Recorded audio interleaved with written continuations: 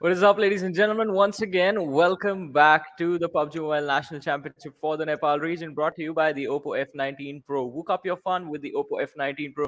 This is Super Johnny, joined by Ocean right next to me. And ladies and gentlemen, today it's going to be the third day, and well, sort of the final day for this week of the semifinals until we move to the next week, where the journey of the semifinals continues. But today we're going to see some really intense action between the teams from Group A and C and Yeah, Ocean. That means high voltage will be stepping back into the battleground. What do you expect? exactly. And that's a conversation that, around which I would want to build up the entire conversation of the day, Yeah, obviously. And, you and I, we were talking about it alongside Ansh as well, as he was just, giving his insights. We were giving our insights, and obviously his were more. So, yeah, that's one thing. But, looking forward to everything, yeah, I would love to see one or two versus where we end up today. And yeah. second, the teams that have already played yesterday's game, how do they see today's game? And once they come on to the next day to play their games, how do how do they change the pace? Things like these. I mean, I'll tell you how the teams that played their matches yesterday, specifically the teams from Group B, will be watching the matches. They'll be like this and hoping that high voltage does not do too well for themselves. Because teams like JyanMaara, I mean, let's talk about them for a minute. Because day one, they demolished the competition. They were doing so well, and day two was sort Yeah, of slump coming in from the lineup. But let's talk yeah, about other things. What waits for these teams and these players in the finals? It is the massive $30,000 prize pool that's going to be there. exactly. The first position getting $10,000 for themselves, second getting 5,000, third getting 3,500. I mean, it's a big chunk that's just out there for the first position teams. But I don't know how it's gonna change altogether, because what I'm looking forward to today is I'm gonna enjoy it for sure. I'm gonna enjoy it for sure. And talking about the points as well, I mean, we know these. Yeah, we know the point system. The first position walking away with the 15 Yeah, points, second getting 12, third getting 10, fourth 8, and the points keep on decreasing with a decrement of 2. One kill, 1 point. That seems to be the most important thing that a few of these teams tend to focus on. Talking about DRS right here. But I mean, talking about other teams, I mean, high voltage, we've seen them sort of bring in a really good balance on day one in terms of how they get those placement points and those skill points as well. And along with high voltage, Skylightz Gaming is also be coming back along with BADCOPS and Harame. So looking at the teams from Group A once again. exactly. Group Ace, I like high voltage.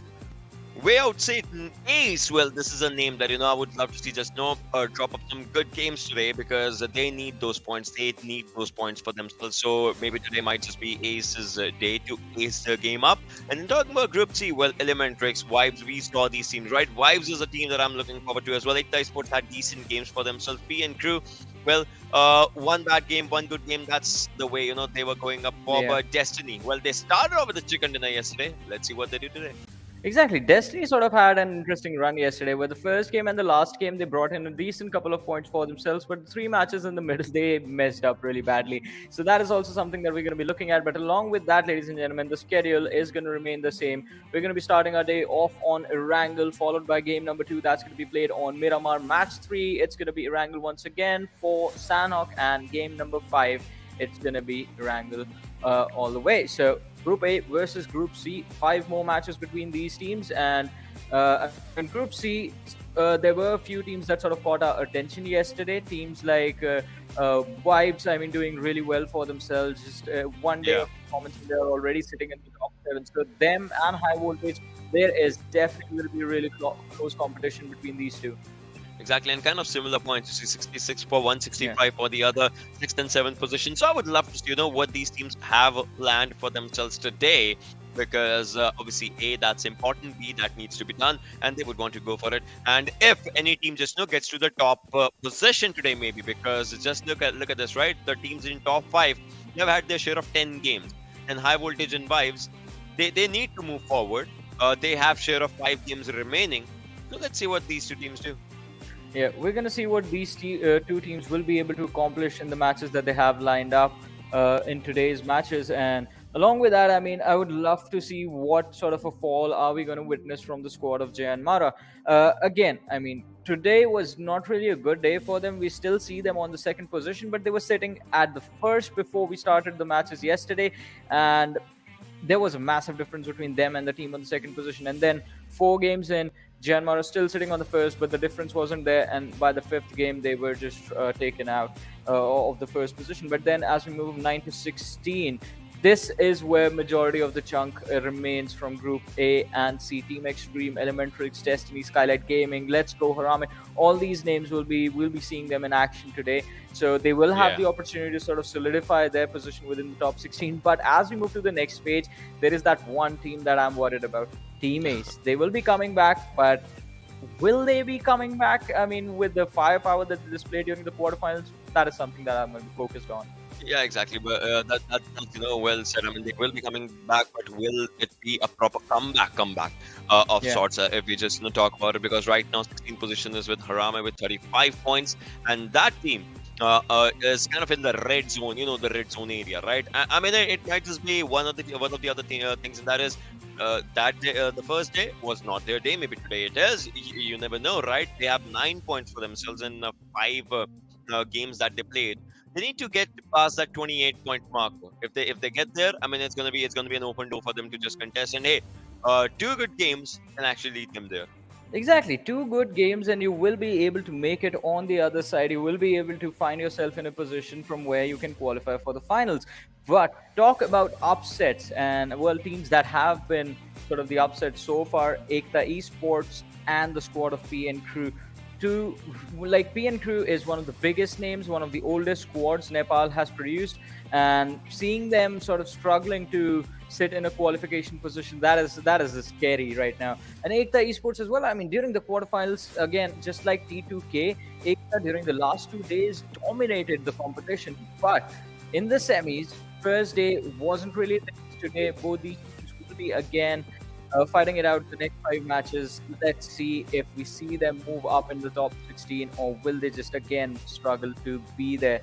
I mean, I do expect them to bounce back and be inside the top 16, but how far deep will they go? That is going to be a big question. But we do have the stats for Team High Voltage in front of us, and Aussie is just looking really, really scary.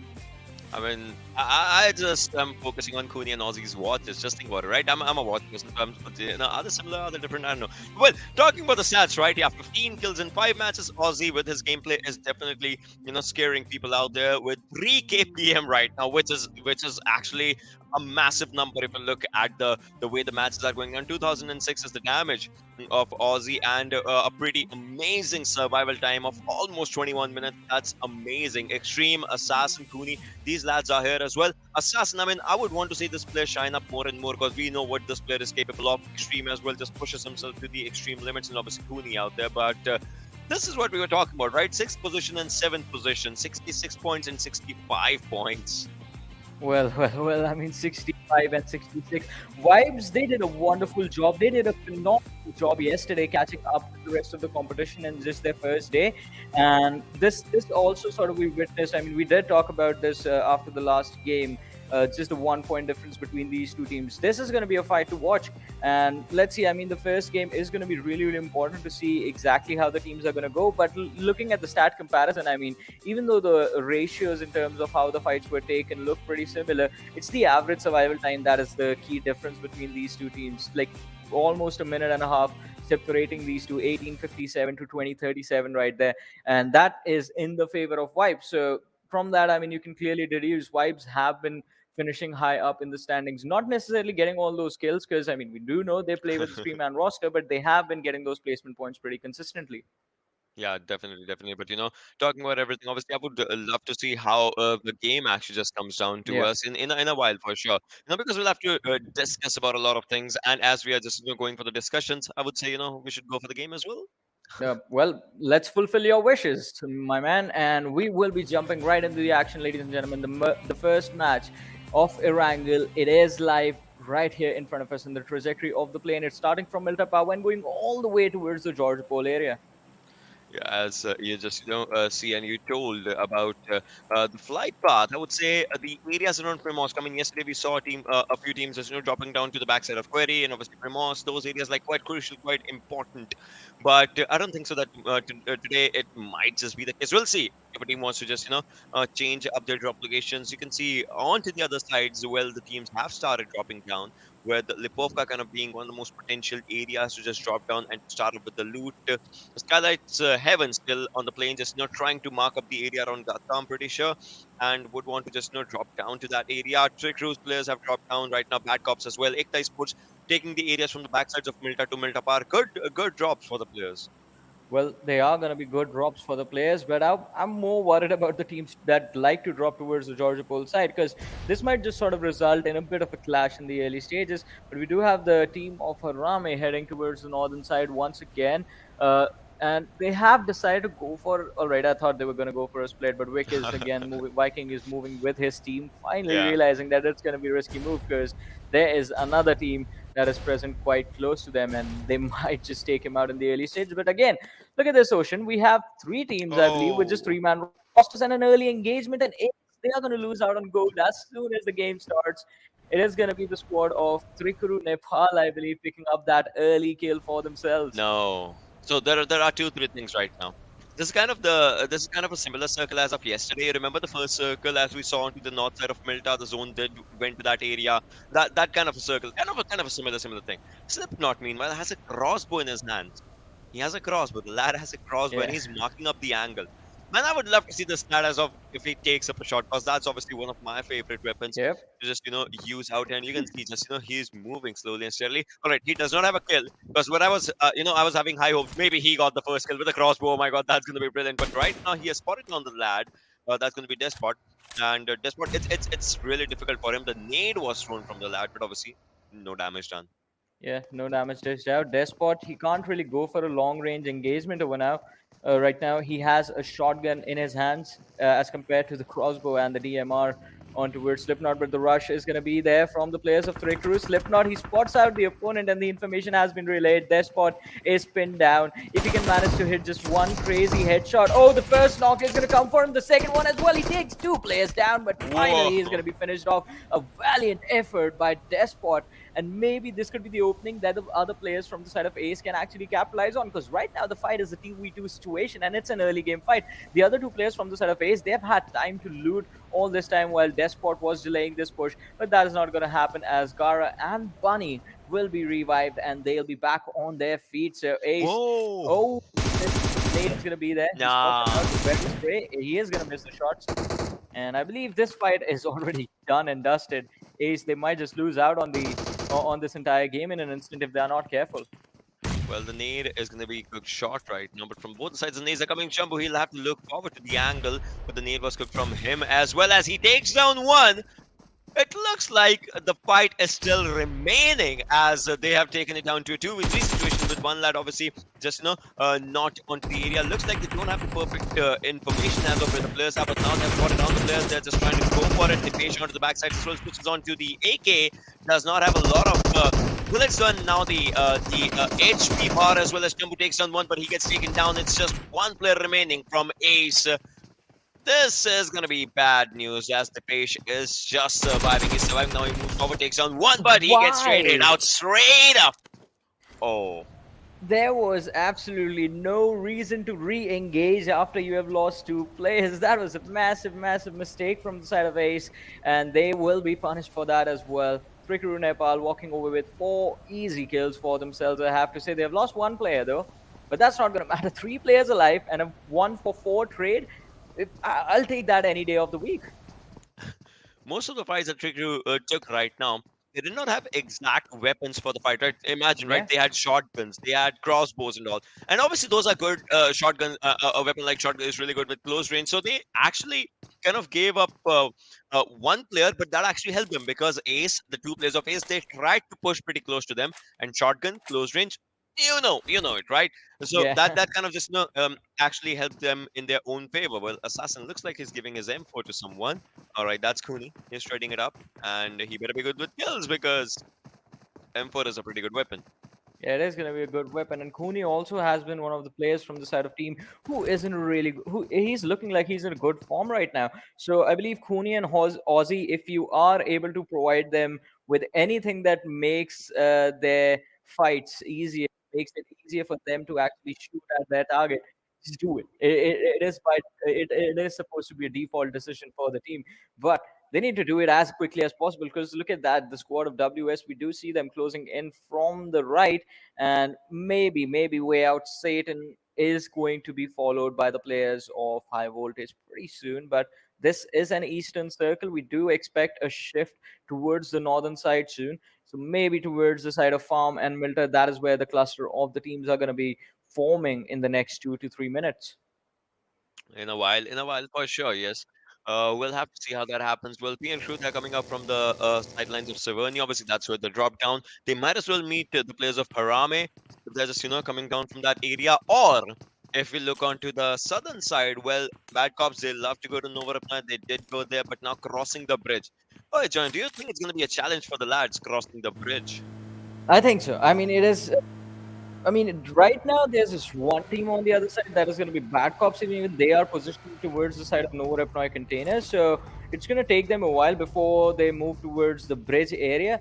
But I mean, if any other teams decide to stick close to the shorelines or actually take control of the bridge, then maybe they can actually cause a really tough situation for anyone looking to get over to the other side, or maybe just hold on towards the shorelines as well. Especially that gas station area, it's going to be really critical to control that position. And I want to see which team actually decides to go for that position earlier on in the game.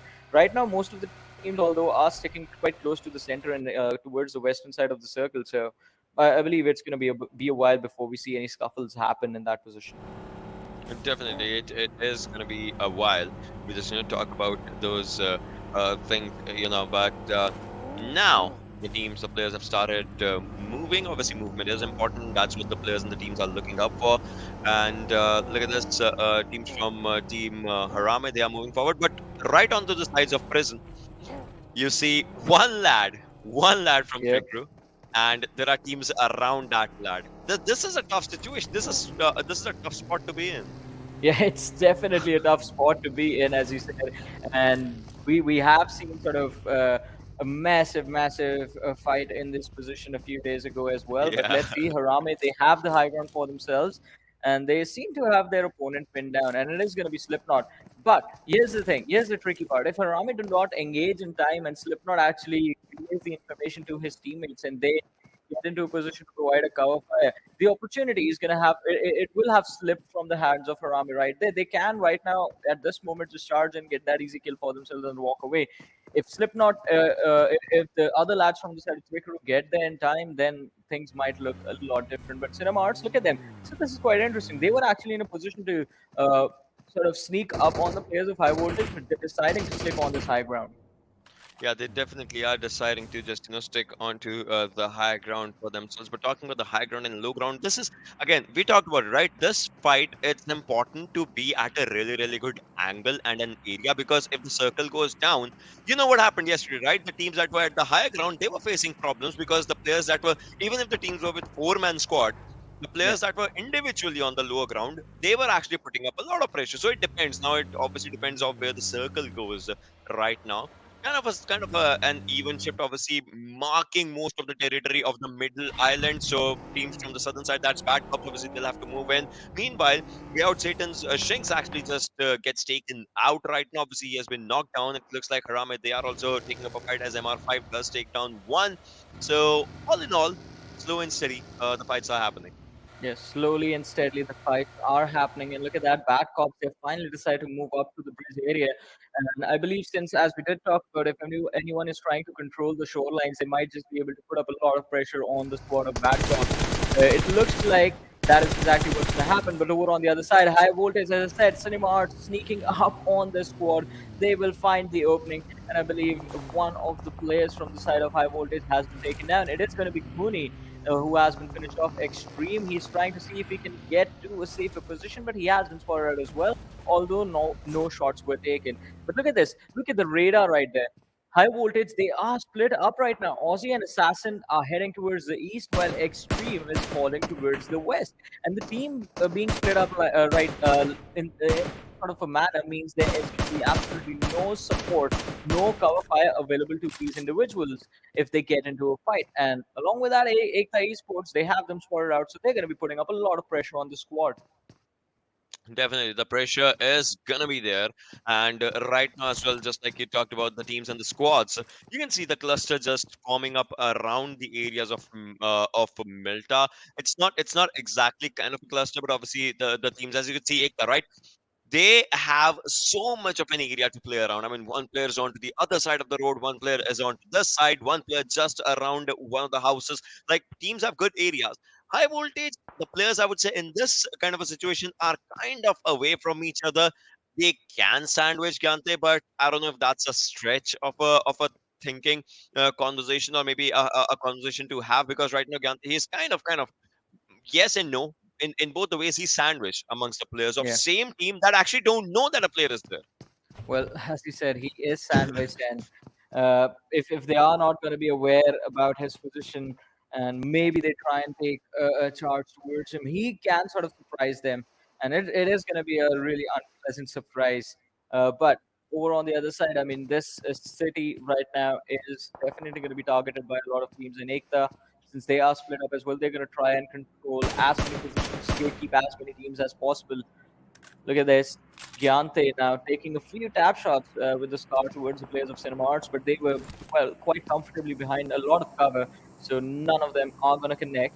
On the other side, the Miracle is keeping an eye on Aussie, seeing if he can spot him move, spot him expose himself, and if he does that, Aussie is definitely getting taken out.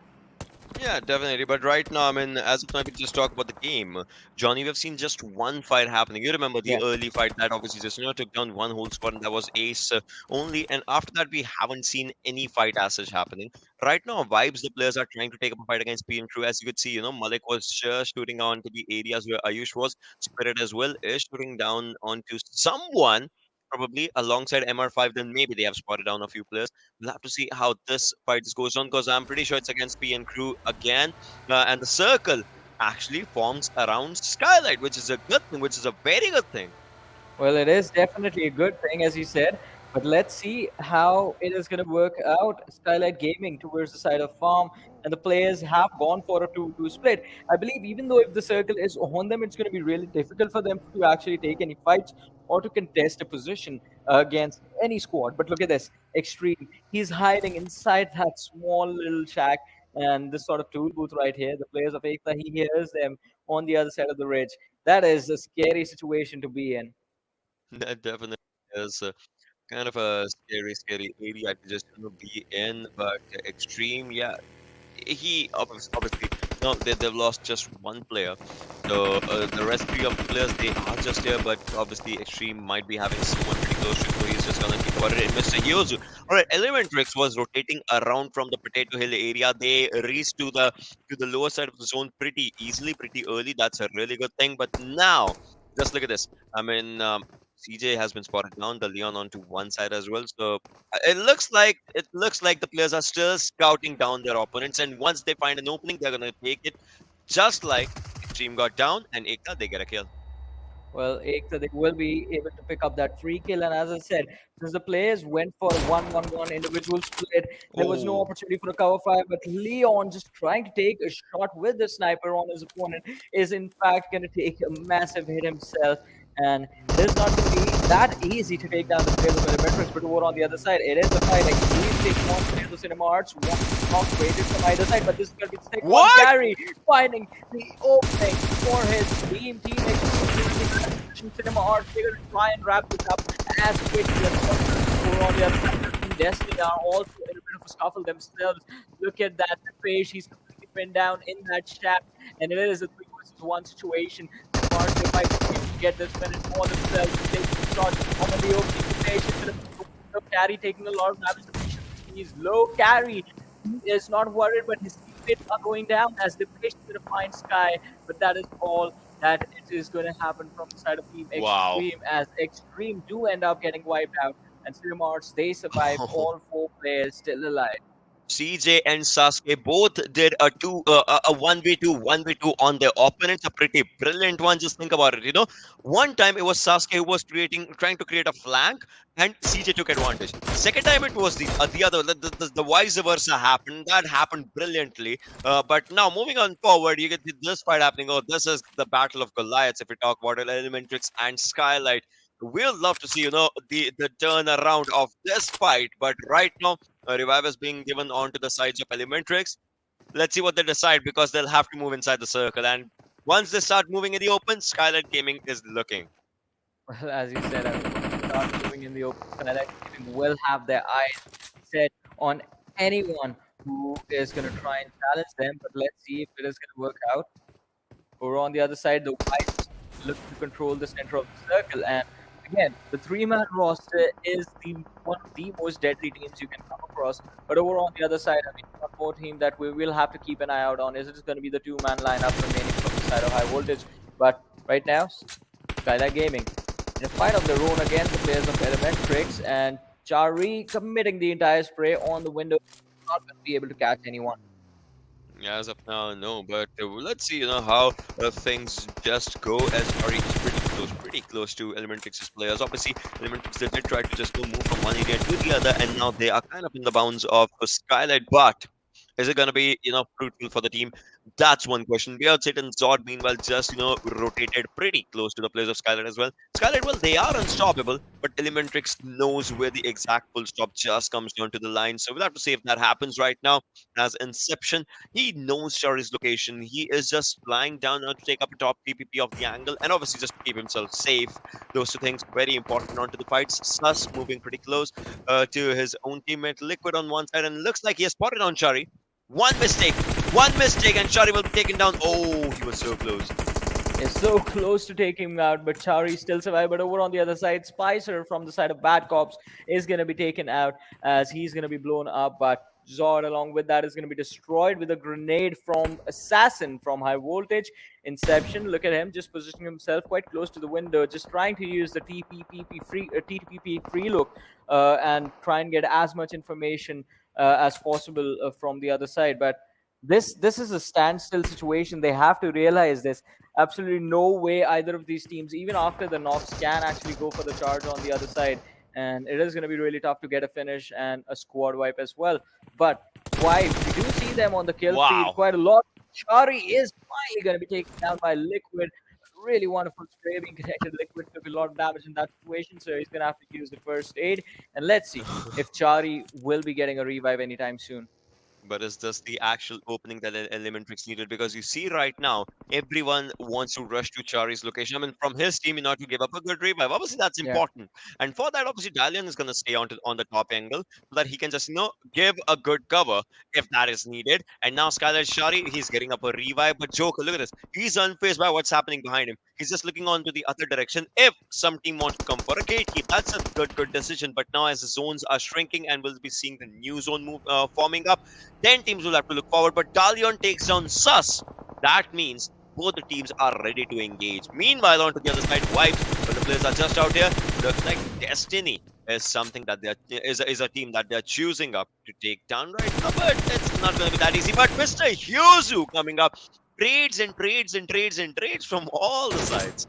Well, as you said, trades coming in from every single direction, and there will be a possibility of third party, but that's not going to be required as Liquid just catches his opponent off guard and instead is going to be taken out by an 8. Elementrix, they lose out on 2 players. Well, 2 players have been knocked down, but no finishes yet as Joker is going to charge towards Liquid, see if he can finish him off and put Elementrix in a corner. Heaven, look at him closing in from the back lines. Charlie is on his feet as well. He's going to have to heal up soon so that they can put a lot of pressure on these players of Elementrix as fast as possible. But Liquid, I mean, it is going to be quite interesting to see what is going to happen to him as Mr. Yuzu is there to protect his teammate. He is still in the back lines as he's getting charged upon. Mr. Yuzu taking damage from another nade. Joker coming in towards his direction. Mr. Yuzu running outside. And sort of a tricky situation, just a game of tag between these 2 players. But this game of tag is played with guns. And Yuzu 1v2. Heaven going for the jump shots along with the wall. Yuzu is going to spot him out. Again, these 2 players just dueling it out with the weapons, but finally he's going to be shut down. And Skylightz Gaming, after wiping out Elementrix, come out on top in that 4 versus 4 fight. What started as a 4 versus 4. Think about the way the aggression was just, planned down onto this fight. So some of the most amazing moments just came down to those jump shots, those nades, the trades that were being taken up. But now we are down to 13 teams and 35 players as I speak, as one from Destiny was taken down by Jiggle, as Jiggle has 2 kills of his own self. And now, if we talk about the fights that Vibes is taking, as you can see, Jiggle is just moving forward against the players of Destiny as the spitter is just out there. We'll have to see what happens. Slowly and steadily for sure. But the fight is getting furious with every zone crossing up. Yeah, fight is getting really furious, but let's see. I mean, what it is going to take to calm things down. Praveen from the side of Vibes is being taken out. He has been knocked out. In fact, Jiggle. Oh, this nade is going to be so wonderful. It's going to deal so much damage, but let's see if that is going to happen. But Jiggle is going to be taken down from the backlines as xACEx close in on his position. Praveen, he is going to be in some trouble, but he has been revived. Jiggle is going to be finished off on the other side. And look at that. Vibes in a really bad spot right now. Praveen going for the slam, and what did I just see? Now, as of now, this was something that was not expected if you just talk about it. What? I mean, the players are just looking on the backside, but yeah, the thing that we just saw, that was something brilliant. Just coming up. What Yeah, happened? yeah. We'll talk about that. We'll talk about that. We'll talk about that. But now, 26 alive, 11 teams still surviving with the let's go. Oh, I was gonna say they're outside the zone, but now it looks like they're outside the game. Well, yeah, they are going to be outside the game, and BADCOPS might just be following them pretty soon, but all right. So Reckon takes a little bit of damage from the other side since they are on the high ground and quite exposed, but that is not going to matter as Black from the side of BADCOPS is going to be finished off by the play zone. We're down to 9 teams, 23 players, and xACEx, it looks like they were doing so well for themselves, but their kills were all being stolen all this time. I mean, they were knocking down the players, but they have 0 kills. That means, yeah, each and every single kill of this team has been stolen. I mean, that's kind of a situation you would not want to be in. And second thing, they're outside the zone and having a higher ground. Now they have to jump down. That's another situation you don't want to be in because they are being spotted down. They are being shot at. They have lost Mr. Irvi. Now, King B, Reckon, and Hayabusa, these are the 3 players. They are using smokes for themselves. But how many more can they just keep up for themselves? That's one question, as they'll have to drop down in less than 5 seconds as the zone's just coming up.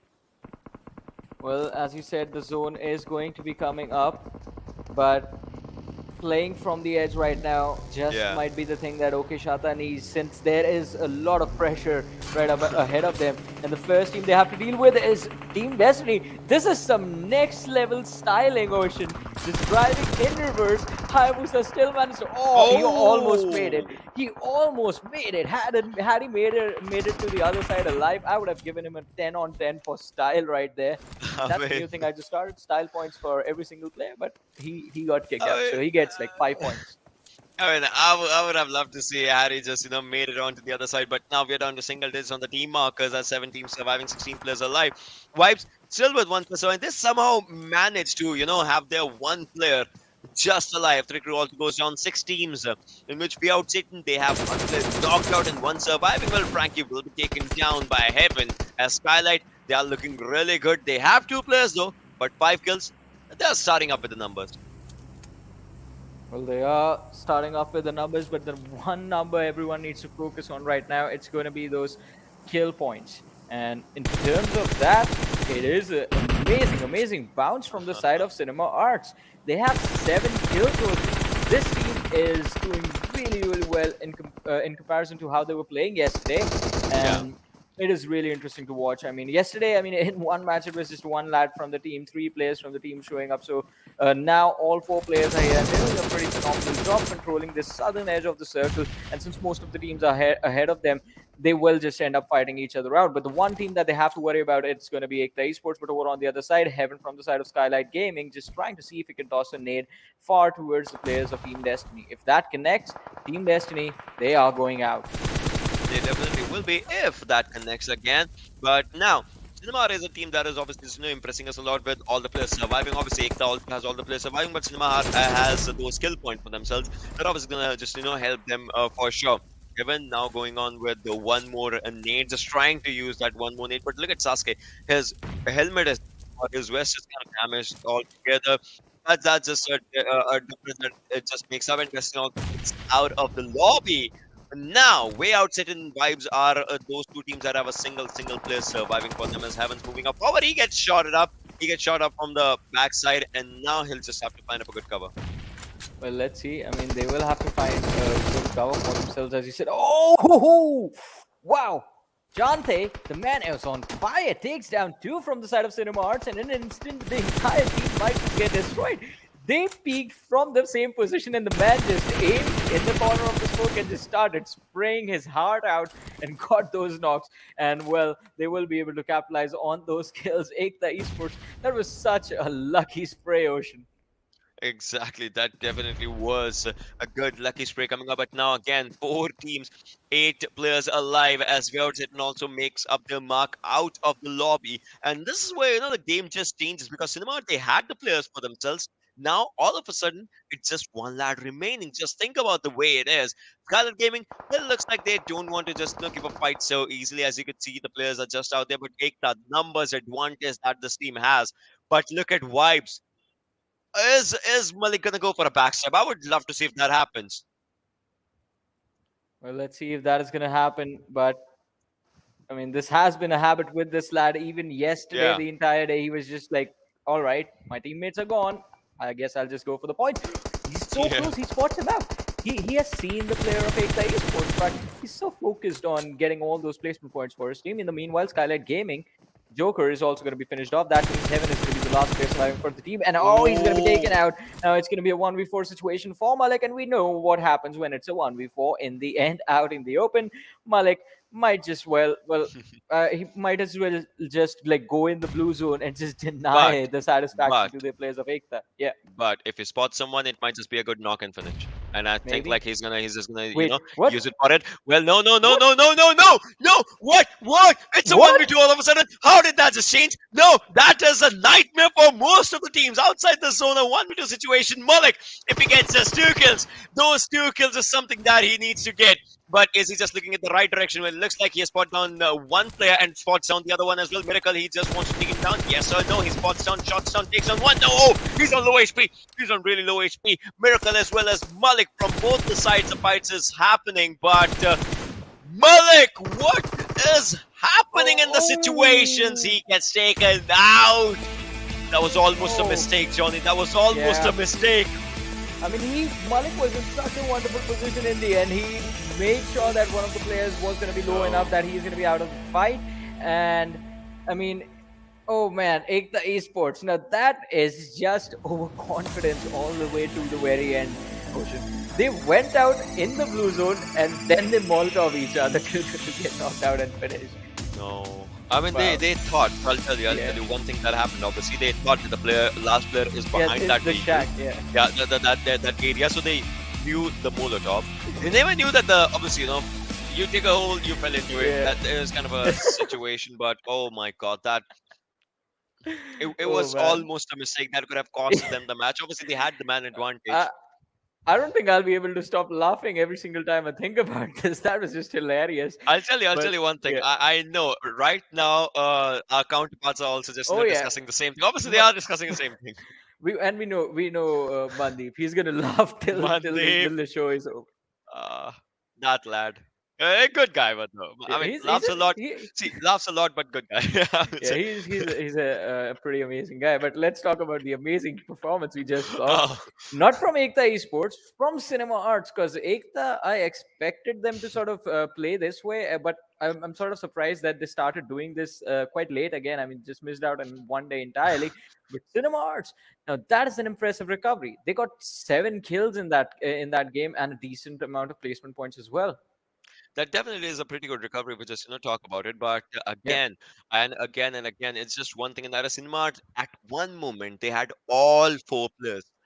How do you go from 4 to 1? I mean, the decisions that were just going on. I'm pretty sure that it might have been a few mistakes, but obviously they'll change it. They'll change the strategies, and we'll see them even more deadlier. But let's talk stats now. Let's talk about numbers, and let's talk about the MVP with the first thing in front of us right now. That is going to be Chante from XTREME Esports with 5 kills, 1363 damage, 1 assist as well, 262 healing done, and a 26-minute survival time. Let's ignore the survival time because they were there till the very end, but that damage number 1363, that is just impressive. And it's the same man who took down 3 players from the side of Cinema Arts. I don't know how he did it. The only possible scenario that is in my mind is just like those three players peeking between the gap that was there between the smoke and the shack, and they were trying to shoot at him, but all of them made the mistake of lining themselves up, peeking at the same time, and Chante was just like, he was lasering in on that position with the spray, and that spray was also so impressive that he was just able to catch all three of them one after the other. This first person going down, lining up the second going down, the third one as well. Exactly, and talking about the healing stats, obviously he deserves it. Obviously, he was taking up a lot of fights, so he gets 262 healing on himself. Damage number is good. He has 5 kills, and that's kind of the highest in the lobby right now. Gyante coming up with 3, Slipknot with 4, and obviously, Too High coming up with 2 kills for himself with 656, 576, 841 damage for each and every one of them. EKTA Esports, well, they are stepping up for the game. I hope it's not just for one game and it's for the whole day, and obviously for the entire tournament. That's even better. So I would love to see what this team does in the next game that's going to be coming up. But right now, obviously, this is what we have, and the team played really good, except the Molotov. Well, except the Molotov, yes, except the Molotov. Yeah. It was a wonderful performance, and then again, I mean, there is a thing that I like to say: you got to risk it to get the biscuit. And EKTA Esports, they were willing to risk everything that they had. And look at the match summary; it's just EKTA Esports all along, apart from CJ just being the man with most utility use, 27, impressive number, but highest damage, longest distance kills, highest kills, maximum assist. It's the players from EKTA Esports, and specifically 2 players from EKTA Esports, all the way, Spiky and Chante, just dominating this game. Yeah, I mean, if we talk about it, right, they did dominate the game altogether, but most usually, I would say this is one of the highest numbers that we are looking for right now. 27. That's pretty good. I mean, remember yesterday we saw 12 utilities and all, but today we are increasing up the numbers. EKTA Esports coming up with obviously good kill numbers for themselves, like 10 kills, double digits. They're touching up, they're brushing up on that. Skylightz coming up with 8, and obviously those 10 placement points, it's giving them good 18 total points. Vibes again at the second position in the placement right now, in the third position. Cinema Art with 15 total points for themselves. All in all, a pretty decent game for these teams. But hey, talk about Ace again. You remember the early fight that happened against Ace? Well. I mean, it is going to be quite interesting to see what is going to happen. As you said, I mean, against Ace is in a really bad spot at this point. I mean, every time you mention that team, I have nightmares, because I mean, how are they planning to come back? If things don't go their way today, then half of their journey in the semifinals is done and dusted. Look at that, just 1 point from this match. 10 matches will be done if they do not manage to convert at least 3 today. They have to make sure they have 3 matches where they finish in the top 3. Otherwise, their journey in the semifinals is going to be really tricky. And next week when they come to play, there's going to be a lot of pressure on this team. Exactly, there definitely is going to be a lot of pressure on the teams if you just talk about it. But now, looking at the moments that just started up everything, and this is where the open moments start up, and this is where the first fight that we see starts up. Well. I mean, it is going to be the first fight, and as you said, I mean, we did expect a sort of. I mean, honestly, I expected the players of Ace to actually disengage and sort of try and survive to the late game stage, but they just ran in and they were picked off. This was also an impressive fight. Cinema Arts just wiping out Team XTREME, and the level of aggression they displayed and the confidence they displayed, it was definitely fun to watch. Exactly. So this is what the fights does. And this one was a brilliant fight for Skylightz. I mean, this is the fight. Had they not engaged in this fight, they might not have been able to make. Look at this. This is what you were talking about, right? the way the vehicle just went onto and the Vibe was taken out. I mean, I remember this one as it just happened. But now looking up forward to everything that was just going on. In the final zones, I would say, the open circles, they kind of play against the mindset of the players. So, yeah, that's just how it is. Well, let's see. I mean, as you said, it can play with the mindset of a lot of players. But I believe, I mean, the mindset is pretty... it is going to be established today for a lot of these teams, especially with the momentum setter for EKTA Esports. They're going to try and see if they can definitely boost up their standings. But talking about boost, look at this. Vibes. They have taken over High Voltage, since High Voltage did not really have a good game in this matchup. Vibes is sitting in the top 5 right now on the 5th position with 82 points.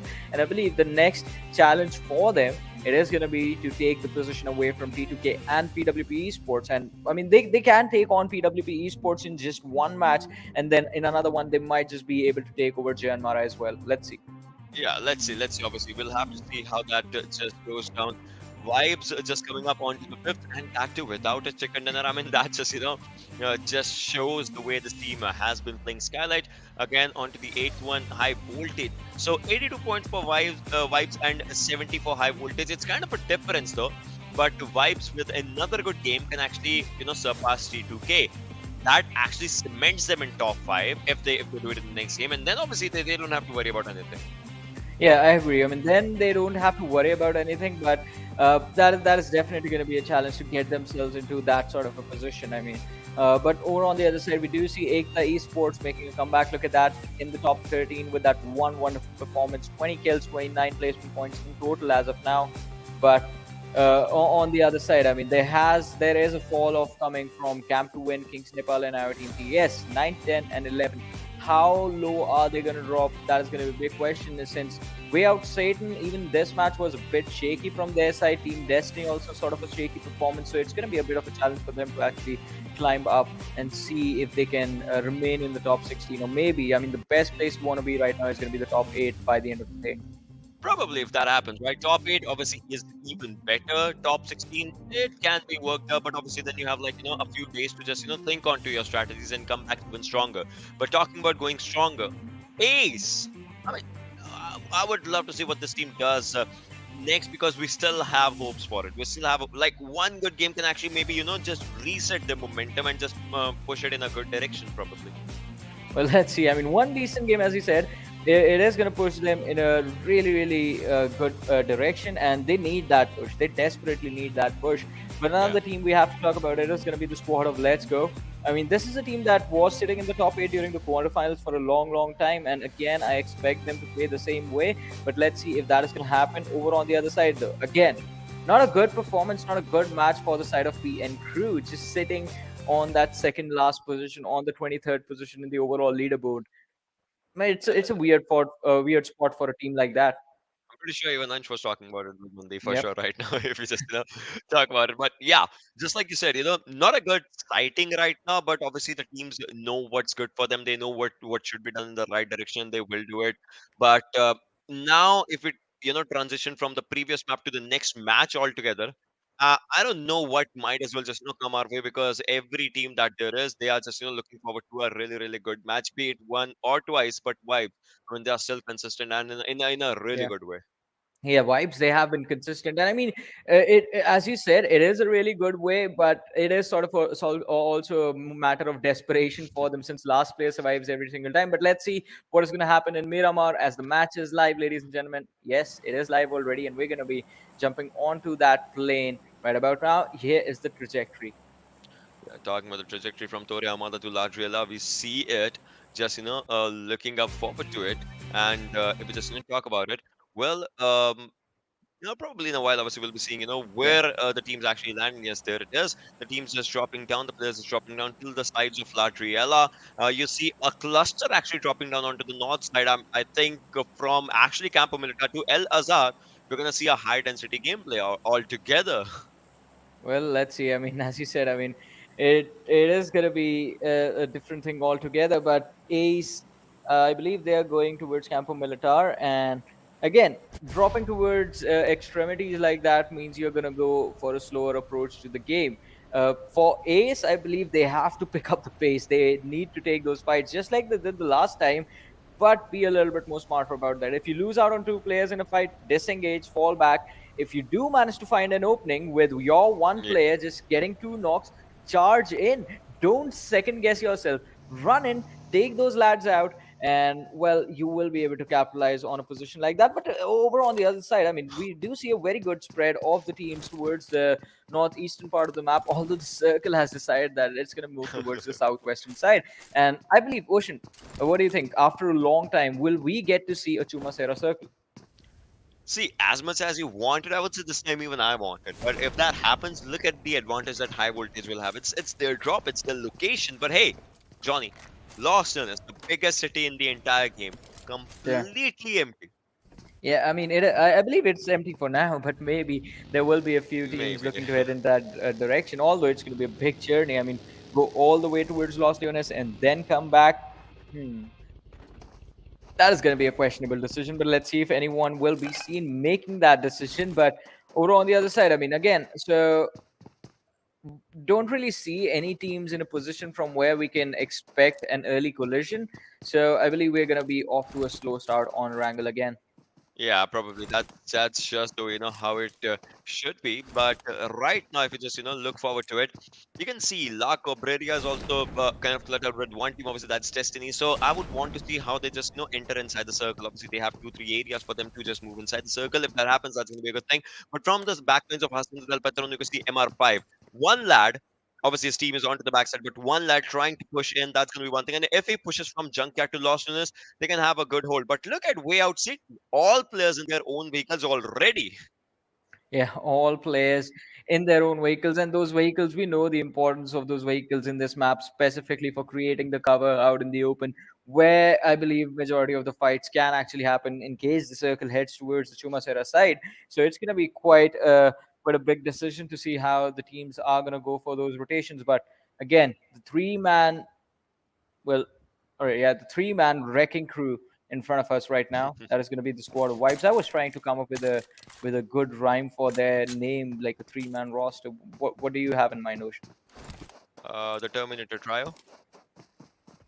Terminator Trio. I was thinking the three-man rock band.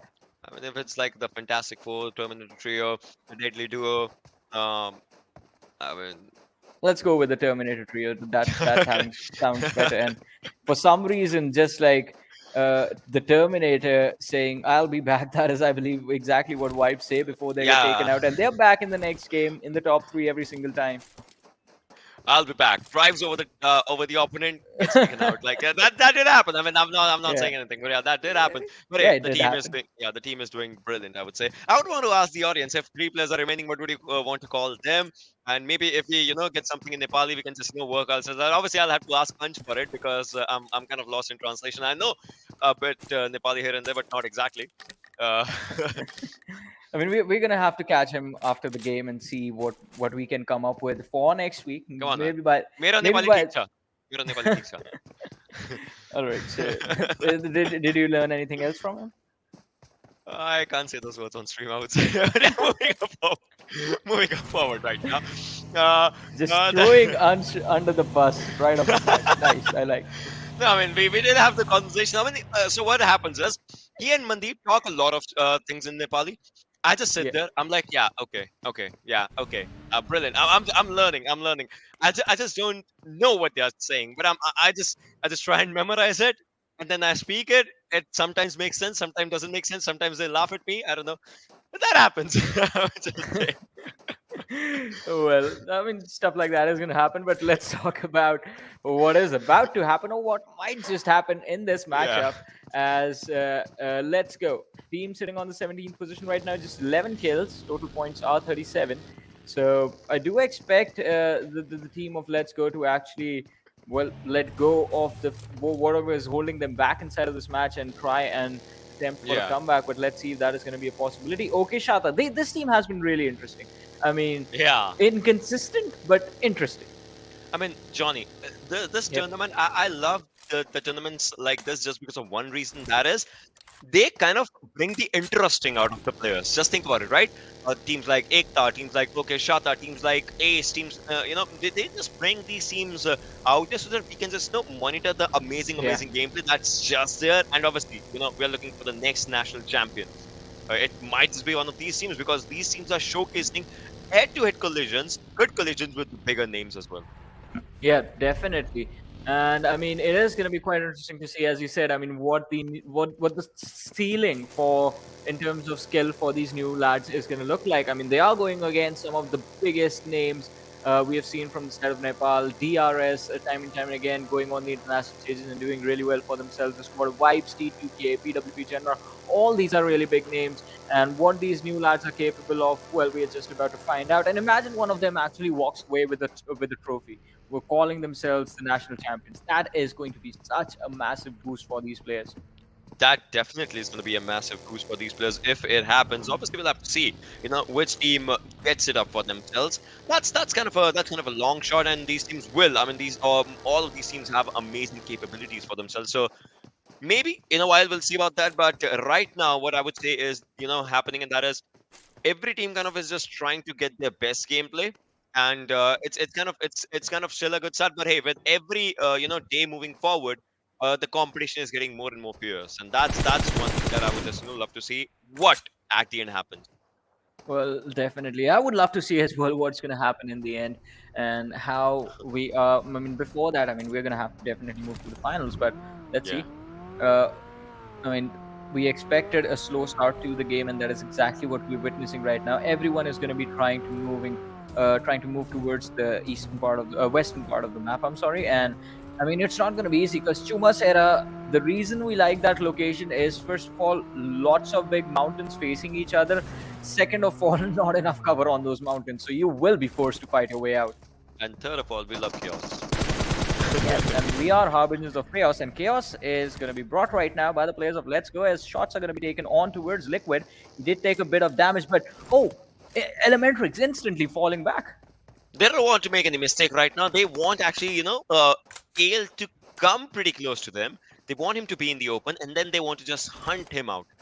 Just think about it, right? The players were pretty close. They move back. They want their opponent to think, yeah, he has won this mental game, and then they want to create the most chaos out of it. That's why it's looking for. But look at this. Ale from Let's Go is bringing up the cover. He's bringing up the cover from the backside. So you can see that happening right now. Yeah, you can definitely see it happening. Ale is going to try and see if he can provide his teammate with a good cover fire just in case Elementrix are going to try and be a little cheeky with this aggression. But Elementrix, this is not a team that's going to fall back easily. I mean, they are going to hold their positions, and that is how they trap their opponents. And unless Mr. Yuzu is going to try and see if he can find a flank, Elementrix is just going to stay there for a long time. But the circle, it is moving slightly towards the south once again. The city of Los Leones. Finally, we do see the players of Wayout SATAN in that position. But Skylightz Gaming, it looked like they were either taking, I believe they're taking shots towards the players of Vibes right now. Yeah, but look at the teams that are from the other side of the zone. Think about Ace. Two players are inside the circle, two players are outside the circle, Yeah, and they're pretty far away from each other. They have BADCOPS in between them. They have Cinema Art coming up in between them. Why? I have no idea as well. I mean, this 2-2 split, it is not going to work out. If bad, Probably the other two players yeah, might have been looking for a vehicle or something. Their fuel might have just emptied out. That's one legit reason that I feel that those players are behind as compared to their own teammates, right? maybe, but I mean, even in that situation, the two players are not going to go too far away from their teammates who are without those vehicles. They're going to try and stick together. I believe even on Miramar, you do not want to be at any given point more than 100 meters away from your teammate. 100 meters is going to be max. Yeah, true, true. But now, with the players of Trikru as well, they are moving up. But they're just in time in order to just make it inside the zone. Mr. Hyozu with his own team. So Elementrix, they are playing differently as compared to the previous game, which Yeah. I'm loving up right now. They're kind of controlling up the aggression as for when it is needed.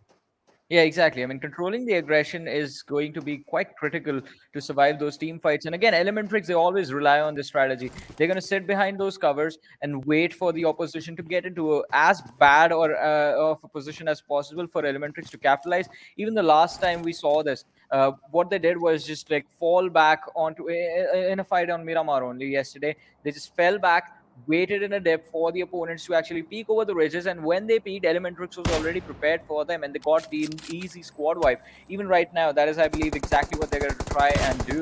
But Jiggle, he has been spotted out. Leon going with those sniper shots, but it's not going to be an easy target to hit. Jiggle just falling back inside the cover, and Leon, he is going to start looking in the other direction again.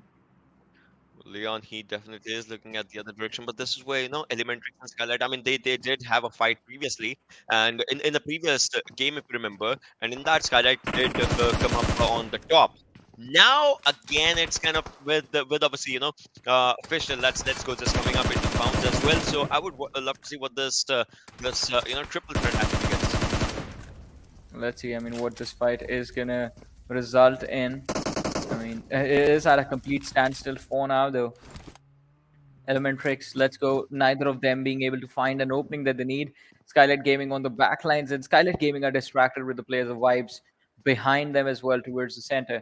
So it's not going to be easy to go for an engagement. The moment you start a fight, there is a high possibility, a very high possibility of a third party coming Yeah. in sometime soon.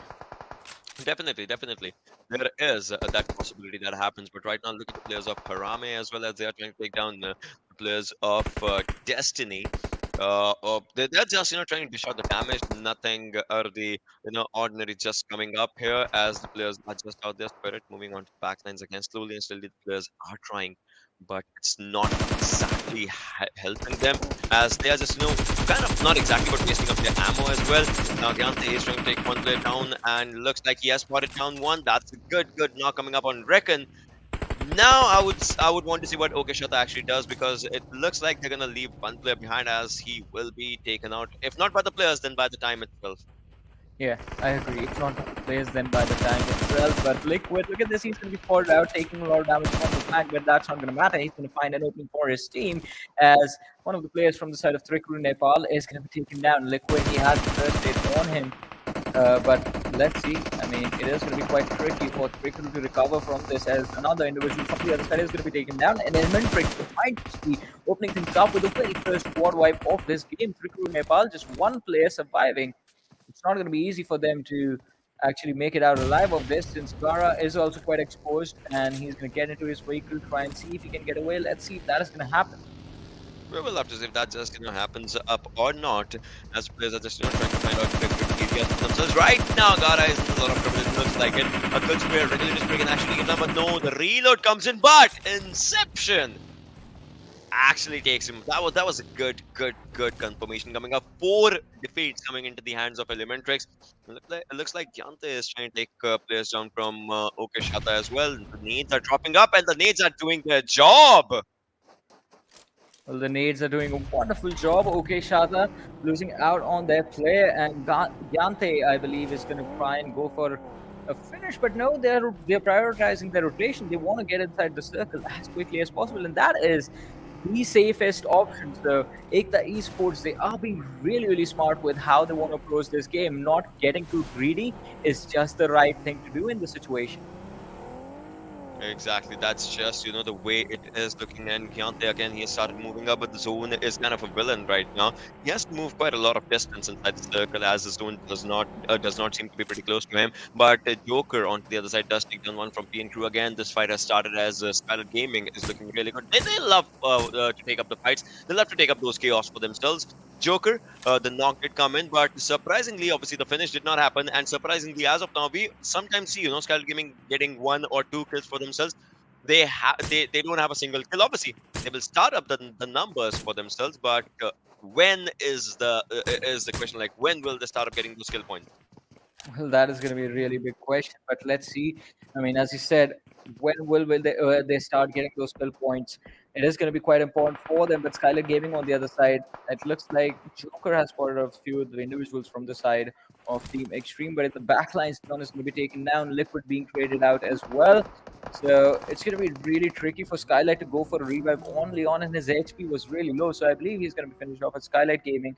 We're going to see them with a 3-man roster pretty soon. But over on the other side, Jumbo from the side of Ace, he's going to try and see if he can hold off the players from the side of Let's Go. The spray is going to be committed, but the shots hit the vehicle, and even though the damage has been dished out, we are not going to see a knock coming for the players of Ace. Definitely, we are not gonna see that happening. But now Gold as well, just moving up forward, and the Jumbo, Team Ace, they are trying. But right now it's kind of a thing, right? To remember, if a team is not having a good day, maybe a good tournament, there one thing that they have to do is just survive one game, get those placement points. Next time, go for the kill points as well. Like that is the thing that I would say Ace will have to do. And looks like they're rotating for a decent rotation, and their main focus again is survive. Well, as you said, their main focus is going to be to survive and somehow survive to the late game stages. We're 16 minutes in, almost going to 17, and we still have 15 teams remaining there. Thapa is going to be taken down by Malik. The first kill coming in for the players of Vibes. Their squad on the other side is trying to see if we can take the fight against the players inside the cover. But it's not going to be easy. They have to be careful, guys. From the backlines, we do see the players from the side of BADCOPS approaching. And this is actually already quite impressive, the way Ace have sort of been able to negate any sort of engagement till this point in the game. The 2-2 split in the early stages, the 2-2 wide split in the early stages, and still all 4 players are in front of us right now. But the utility being used by the page might be a little tricky to pull off as it takes a lot of damage and it's going to be taken really, really low from the backlines as well. The BADCOPS, they do see them, and that puts Ace under a lot of pressure. They will have to relocate. They will have to disengage their fight against High Voltage and find a new position for them to hold. Definitely, that's just how it will be looking up to, and that's just how it is going to happen. But now Ayush as well, just trying to go for the confirmations. That's going to be one of the jobs that P and crew, the players obviously have to do. So slowly and steadily for sure. Let's see what happens as Ace is just moving up forward again.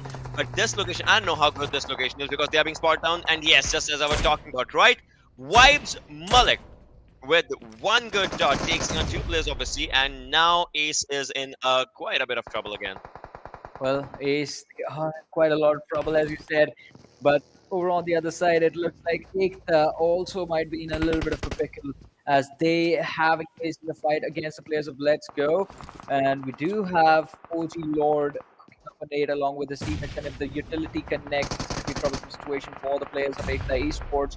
The player Chate has just been revived right now, so he's going to go for a heal. But EKTA, they're managing to recover really, really nicely, finding an opening as well. Ale is going to be knocked out. Spiky, look at him taking damage from the utility. Chate is going to be low once again, but the utility being exchanged from these 2 teams, I believe, is going to result in the players. Let's go be taken out really soon. Spiky just taking really big damage from the grenade that was tossed right beside him. But still, it's a 2 versus 3. Let's see who is going to wipe out who. Tesla still just using his utilities, and as you can see, a molly was thrown by the lad onto the other side, but the molly is not going to touch him for sure. But now Spiky, he has a nade of his own. Let's see if he actually just throws it in the right area. Yes, he tried though. Moves on to the backsides. It's just like you said, the 3v2 situation. It's really tricky. It's really important because in less than 40 seconds, the next one's going to come out. And on to the sides of Tesla, you can see he has been taken care of from all 3 directions as the players are trying to spray on him. He's a single lad. He's been taken down. Yes, he will, as Spiky takes a 1, and now it's just 1 lad surviving, and it's a 1v1 skirmish all of a sudden. Shorty with a brilliant clutch coming up. I mean, definitely an impressive clutch coming in from the individual from the side of EKTA Esports, and it was quite impressive as well. All 3 players make it out to the other side. The revives are going to be initiated by the player. But look at this, BADCOPS pinned down by the players of High Voltage from the distance. XTREME is going to try and see if he can pick up a few kills for his team as well. They lost one of their own as Assassin was knocked out, but now the revive is going to come in, and High Voltage, after they've made sure that all 4 of them are on their feet, they might just go for the finish on these individuals. But Pooney, look at him rotating from the blue zone, trying to see if he can get inside the circle, and it's not going to be an easy entrance as the players of P and crew are waiting for them on the other side. Yeah, they definitely are going to be, feeling quite. I mean, I would say that, but 13 teams, 38 players alive, quite decent with number of players, but High Voltage not onto their good stats right now because Assassin Extreme will be taken down, and BADCOPS might as well just follow up, and yes, they will as they get eliminated. Team Destiny onto a good area for themselves. Cooney and Aussie down to these 2 lads if they want to just turn the tides of the game in their favor. Well, let's see, as you said, if they want to turn the tides in their favor. But Ace, they might just not be able to do that as Vibes, they have been spotted out. Another one, Despot is going to be finished off the page. He's going to be the last player standing for the team. And this game, again, Ace being forced towards an early exit, something that they never wanted for themselves. And High Voltage, they're going to be taken out first. The 3 kills from this game, but unfortunate finish for the team. But still keeping an eye on towards Ace if the Page is going to be spotted out and finished off. And if that happens, exactly when is that going to happen? Right now, the priority for the Page is going to be keep his head down, find a way inside the circle, and survive to the late game stages. In the meanwhile, teams are getting eliminated. So the more teams that get taken out, the more points for placement the Page can pick for himself. In the meanwhile, on the other side, PMNC Skylightz Gaming, a nade being tossed out by Ayush, but I believe that is not going to connect. Exactly. I mean, but if we talk about the fights, we talk about the way the fights are just moving up forward. We'll have to see what happens as Malik is onto a good angle for himself as well. Nope, Sanctus take down one. That's going to be Shari. He might as well just exit if not given revive, or if he's not in the for himself. But looks like Jiggle, they last part down. Someone's just onto the backgrounds of that vehicle. Well, look a bit onto the left because that's where the actual danger is. Malik this time just looking onto the sides of Elementrix, which is pretty close. Yeah. I mean, they are going to be quite close to him, but let's see. Destiny, in the meanwhile, they are going to be finished off as well. Vibes still surviving. Probeen has been taken down, though. I believe the revive has to be priority for all players of Vibes, but no, Malik. Amazing spray and Spiky from the side of EKTA Esports is going to be knocked out. Another spray, and if you manage to connect EKTA Esports, they're going to be in a lot of trouble. Malik smoking for his teammate, smoking off their position, so the players of Elementrix would not be able to catch them, but all these teams are outside the circle at this point. Look at him. The tap shots are going to be there from the Star Rail, but none of them do connect. Vibes in a lot of trouble. Jiggle is going to be taken down. Praveen, he has to heal up before he can engage in a fight. And I believe Jiggle is going to be finished off pretty soon. Alrighty, so Vibes, they are in some trouble as they are going to try and close in from this western edge and try and find their way inside the circle, but it is definitely not going to be an easy push for them to make. There are 3 teams, plus one of the teams, PMNC, they have a really good position in the circle. Definitely, they do have decent position for themselves inside the zone, but look at this. If you're just going to talk about it, still 17 surviving, 22 players alive, but it looks like the numbers are going to go down as we just look forward to it. Ayush, the rushes on in from Team Xtreme. Team Xtreme previous game, they did not have any numbers for themselves. This time, obviously, the molly was shown, but it was a bit late. Vibes, they mark an exit as EKTA, they are looking really good, but looks like they are in a lot of trouble as well. This team has, oh my god, EKTA had 11 kills, they got 4 placement points, they do get eliminated on the 6th position. Now we're down to 5 teams, in which Team Xtreme, well, they don't have much of a kill numbers for themselves, but now they are picking up the pace. Yeah, now they are picking up the pace, and finally they're starting to close on those positions. But let's see if that is going to happen. Harame down 2 kills, all 4 players alive. Team Xtreme also with 2 kills, all 4 players alive. PMNC, they're just surviving with 2 players, but they have 4 kills for themselves. Meanwhile, Elementrix Inception, M249 action being displayed from him. Heaven and Joker taken down solo, and they will be finished off by Inception himself. 2 kills secured by the lad. Elementrix, 9 kills in this match, and 3 players still surviving. They have put themselves in a really good position to secure this chicken dinner, but let's see if that is actually going to happen, as Team Xtreme is a big name that stands in their way right now. It definitely is a pretty good, good name if you just talk about it. And they would just love to give up good competition to their opponents. If you just, even look forward to it. Team Xtreme, Harame, PMNC, Elementrix, these are amazing teams that there are. Harame, obviously, they need to get those kill numbers racking up if they want to, and so is Team Xtreme. But right now, look at Elementrix. They don't have that upper edge for themselves. Obviously, they'll have to snatch that from their opponents, and that's where, Harame just comes in on the other ridge. But next zone is on Harame. That means 3 teams from this ridge have to move forward. Yeah, 3 teams from this ridge will be moving forward, as you said. And Harame, they're just going to be keeping an eye in front of them, just seeing if anyone approaches their location. They're just start shooting and try and take them down. Look at him.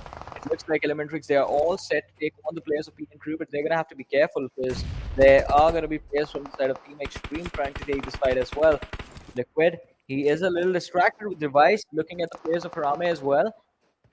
I mean, this is going to be quite tricky for Elementrix to make it work. They are outnumbered in this situation. Definitely is going to be really tricky for the team to just work out for themselves. We'll see if that happens or not right now, but Team Xtreme, first things first, they'll have to move forward as just 1 second and the clock ticks up as the zone just starts moving up 80 meters away from the circle. Well, they need to just find a really good area for themselves, and it looks like they will try to move up there. But Liquid against Rama, it's still kind of a tricky situation. Does spot down MR5. Bit of a damage done, but not exactly taken down. Now might just be the chance, and yes, it is. Like, it needed this. Elementrix needed this. Just need to revive, but Device is some sort of a problem that is right next to them. But well, Device will be taken down, and now Elementrix is moving up forward, taking up the fight onto a 2v2. But look at PMNC, they are also coming up for the zone. Well, as you said, they are also coming up towards the zone, but Elementrix, in the meanwhile, they're going to be sprayed down. Sandesh finding an opening. Liquid is the last place surviving, and there it is.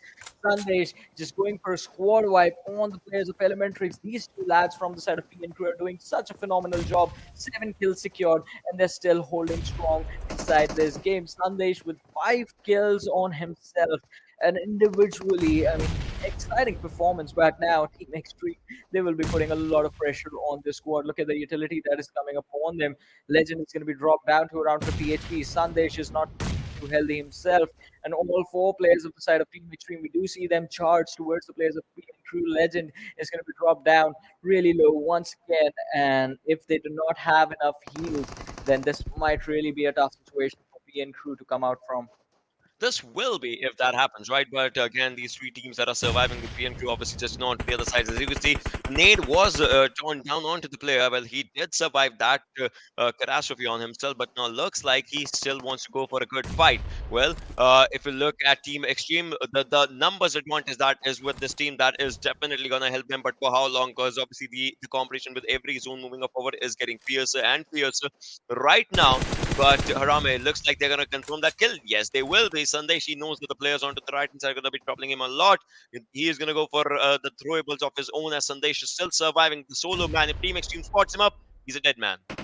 Yeah, agreed. If Team Extreme they spot him out, he's going to be taken out. But Sunday, he's being patient, and well, this can work out in his favor. He's just looking to secure those kill points. He knows it is going to be really difficult for him to actually be able to secure the second or even the second position from the back lines. As he said, if Team Extreme they see him, he's going to be a dead man, and well, that is exactly what's going to happen right now. 3 versus 4, numbers advantage in the favor of Team Extreme. Harame going for the push. Viking is the man who's leading the charge right now. MR5 from the other side, but Viking going for a flank down to Stoke, and there is going to be shots that are going to be taken upon him. But Nope Sang, he's going to miss everything. The Molotov is going to be dished out to flush out Viking, and finally he's going to take it down. 2 versus 4 are the numbers. Another one is going to be knocked out, and Harame down to that one last player. Sprint is going to be the last player surviving. He has managed to find an opening for himself, but I believe he's not going to survive for long. And there it is, ladies and gentlemen. Team Extreme, they managed to secure this chicken dinner on this map of Miramar. Team Extreme played with pure brilliance in this one. Obviously, it was kind of a waiting game that they did, but that actually turned up good in their favor. Just think about it, not a lot of kills, but hey, it's still a really good number. 6 kills coming up, 21 points for this team. They are at the 7th position. Again, another team is not trying to make up their mark in the top 8, and they did it successfully.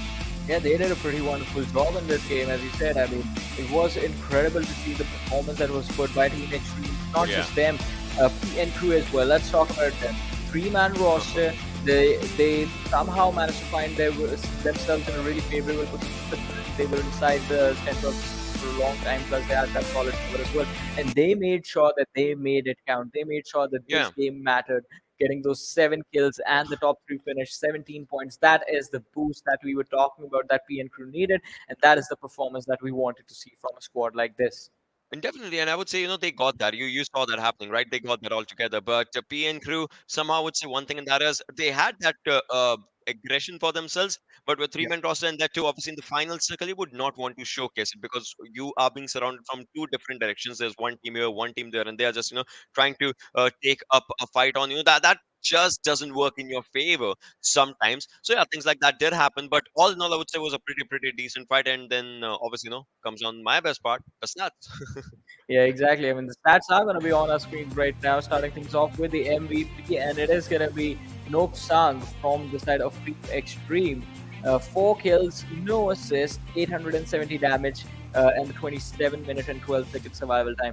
I believe Sandesh is not going to be too far away from him because he had a lot of kills on him as well. But it is that survival time and the damage that we are going to be looking on. I mean, since according to the new formula, that is not new formula anymore. It's been there for a year now. But according to the formula through which the MVPs are calculated, I mean, the more priority is given to damage and survival time rather than the kills. Yeah, definitely. That's just how it is. But looking up to the stats that you saw, this lad, he did not have obviously the assist numbers for himself. That's one thing that I would say just doesn't matter because the lad had kills and the kills actually just got him to the best of the best and his team as well. That's needed. But with the 246 healing, then I would say today a lot of teams are focusing on a lot of fights, which kind of just help them pretty in a good way. Destiny Kira coming up for his own stats with 5 kills for himself, Sandesh with 5 and Shante with 6. But look at one thing, right? Shante with so much kills and less damage either means that he was troubling the players outside the circle and or he was actually just piecing up on the other knocks. Yeah, I mean, he was feasting up on the other knocks, I guess. I mean, doing a wonderful job. And I believe he just made sure that every single time he was dishing out damage, it was a priority to him to either instantly get a knock and a finish or just be able to secure those kills. But it was still a wonderful job. 5 kills for his team. And that is all we're going to look at. But look at that. In terms of the match summary, the most kills that were taken by an individual, it was Chante again in this game with 6 kills. Coming for the individual. Malik is going to be the man with most utility boost and the longest distance skill, 340 meters. Now that is an impressive distance. definitely is a pretty good distance if we just talk about the distance numbers. Yeah, but 870 was the highest damage number. That also comes down from Team Extreme. Talking about the maximum assist, that comes down from Device. Vibes Mali coming up with the most utilities used, and obviously, just like you said, the longest skill. Shanti coming up with the highest skills. So I would say somehow, EKTA had a really good game. Elementrix had a decent game. PMQ had a decent game. And obviously, coming up for Team Extreme, they had the best one. Yeah, they had the best one, as you said, 21 points coming for Team Extreme. Elementrix walking over with 18 points, 10 kills for Elementrix. A good game from the side as well. But look at this, PN Crew.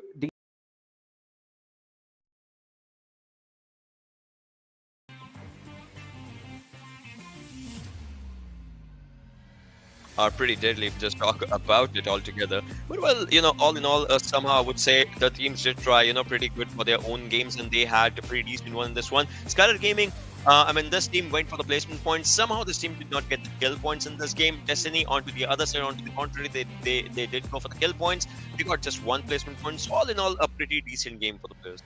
It was a pretty decent game, and it was that action, the aggression that was displayed by them that sort of led to the results that we saw. But over on the other side, as you did talk about, Destiny has won 6 points. They have to make sure that even if they are walking away with 6 points, they are getting them consistently. Can't afford to have matches with no points coming your way. That is the thing that puts a team in a troublesome situation. As long as you're getting some points, it is going to work out in the longer picture. Right now, again, the priority is to stay in the top 16. You do not have to be in the top 5. You do not have to be in the top 3. You have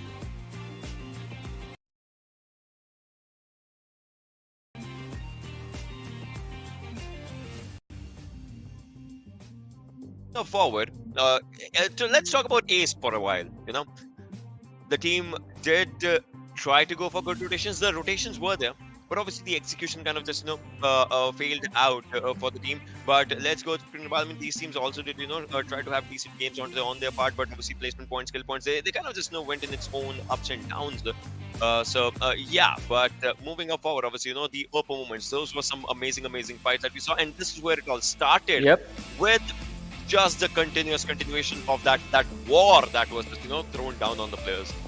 Definitely. It was a wonderful performance that was put by these players, and as you said, it was a war indeed. But that is something that you do expect to happen when there is, whenever we have a lot of teams made into the late game stages. So it is going to be quite interesting to see what the next game is going to bring in from these teams, because right now, Elementrix are getting into their comfort zone. EKTA has already reached a point of stability, and Vibes is just doing its own thing at this point. But I want to see Ace, I want to see teams that are at the bottom of the standing sort of bounce back into the action again. Specifically, once again, Ace, Cinemark, see what exactly the teams will be capable of in this game.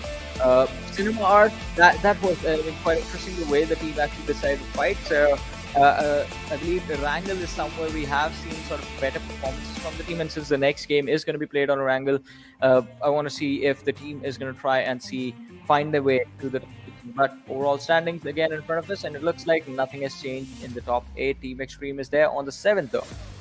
Yeah, as of now, I would say it does look like not a lot have changed if we just talk about it. But moving up forward, right, with everything, Vibes kind of just trying to make up the mark, and they would want to surpass T2K in the next game. Yeah, their main goal is T2K, but behind them, High Voltage is coming up. Extreme as well. Obviously, they just made up their mark with the second chicken dinner that they have. But Vibes, they still don't have a chicken dinner, and they still are really consistent. That is one of the most amazing things that the team is looking up forward to. Well, it is going to be an amazing thing, as you said, that the team will be looking forward to. But right now, another amazing thing that we should be looking forward to is Vibes, High Voltage, and Extreme. How far up will these teams be able to climb by the end of the day? They still have 3 matches remaining. They are already inside the top 8. Let's see where they're going to head. And they're going to be followed by Skylightz Gaming, Elementrix, and EKTA Esports, who are just charging through the competition. Not much of a difference between Skylightz and EKTA at this point. Yeah, not a lot of difference just to talk about it, but now somehow I would say teams like Harame, they are making up the mark onto the top 16, but 51 points. I would want to see the difference, right? 53, 52, 51. It's kind of close, not exactly, but what about 17 to 24, right? There are a lot of teams that are not playing today. There are a lot Yeah. of teams that are playing today. A few teams, obviously, that are playing today. Where are they with the competition when we talk about the team that's at 16, that's at the final border, that has reached up to their marker, 50 plus points? And this is where Wayout SATAN was on 43 points, but Ace, 7 games, 11 points. Yeah, 7 games, 11 points, and definitely not looking too good right now. But still, 3 more matches to go. If they can finish in the top 3, top 4, that's all they need with a decent number of kills. With 6 to 7 kills, top 4 finishes, that's all they need to do in order to make it to the other side, or just get into a position from where they can at least try to get to the other side. But along with them, Cinemart's same position, Trikru Nepal, expect them to be able to do the same. Let's see if that is going to happen. PN Crew, although with this match, they put themselves on the 19th position with 35 points. So that is a good bounce coming from the team. Let's see if they can do it once more and make it inside the top 16. Definitely, that will be a pretty good, bounce for the team. But just like you said, right? If they make it in top, that if kind of just becomes a bigger weight. If you just Yeah. think about the weight of the competition that is just coming out here. But obviously, we are done with the Miramar for sure. Then obviously, moving up to the next Erangel. First things first, is Ace going to change up their drop location? That's my question. That Yeah. comes down to my mind, because you remember what happened. The first fight that happened onto the day, the start of the day was not good for the team, and that was obviously Erangel. So Erangel with its own self kind of has a curve. You know Yeah. what's coming up, but you still don't know what is actually coming. That's what Erangel actually just brings up to you. I mean, that has always been the situation with the map, since everyone knows really, really well every nook and cranny of this map. They will be Yeah. able to challenge you much more comfortably, and that is something that sort of Ace have been suffering. I mean, all those early fights that they take, they do get taken out super quickly. I mean, even the last match, as you mentioned, the first Erangel of the day, they were just deleted from the game instantly as soon as they landed. And even though they tried to fight back, they just got 1 point from that game. Even in this one, not really a good finish for the squad. So maybe I believe if they can slow things down a little bit and just play from the edges, things might just work out for them. But let's see what is going to happen. Only time will tell once the game actually starts. And it's not just Ace that I'm going to be worried about. It's about Cinemarts as well, Trikru Nepal as well. These 3 teams just sitting at the bottom 3 of the standings right now. There is a lot of pressure on them. There definitely is. There definitely is quite a lot of pressure onto these teams for sure. But just like you said, there are these teams that are kind of at the top of the Yeah. leaderboards. There are the other teams that are at the bottom of the leaderboard. But there are the teams that are kind of, in a volatile situation. Good games Yep. can make them, bad games can break them. And that is something that I would say these teams will kind of have to look forward to if they can, because every game that they are playing is kind of a make or break, a maker or a breaker for them. So yeah. Yeah, exactly. I mean, every game is going to be a make or a break. And talking about breaks, we're going to take very quick break right now. So just stay tuned, keep watching. We'll be right back after this. Are you keeping it real? I'm calling shotgun, wanna see my baby run. Oh, what's the word on the sea? Kicking up the dust, if you know what I mean. We got a good thing going. We got a good thing going on.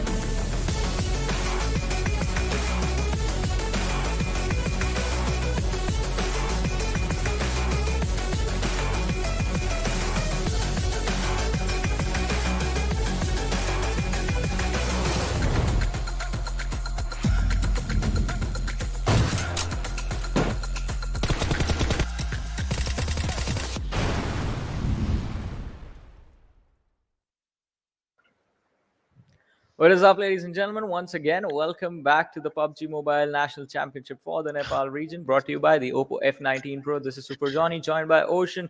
Two matches for the day number 3 of the semifinals are done. We are just about to head into match number 3. That is once again going to be played on Erangel. And Yeah. talking about the game, it is live, so let's just jump right into the action. From the location of Novorepnoy to moving up forward to Severny, we see the areas of Yasnaya, Mansion, Prison, Shelter, Milta, important areas, coaching school as well, Lipovka as well. But Shelter is what I would want to see. Is Yeah. there an early skirmish? Is there an early fight? I mean, in a while, obviously, we'll get the answer. Yep. But if it happens in this Erangel as well, then I'm pretty sure Ace will have to change up.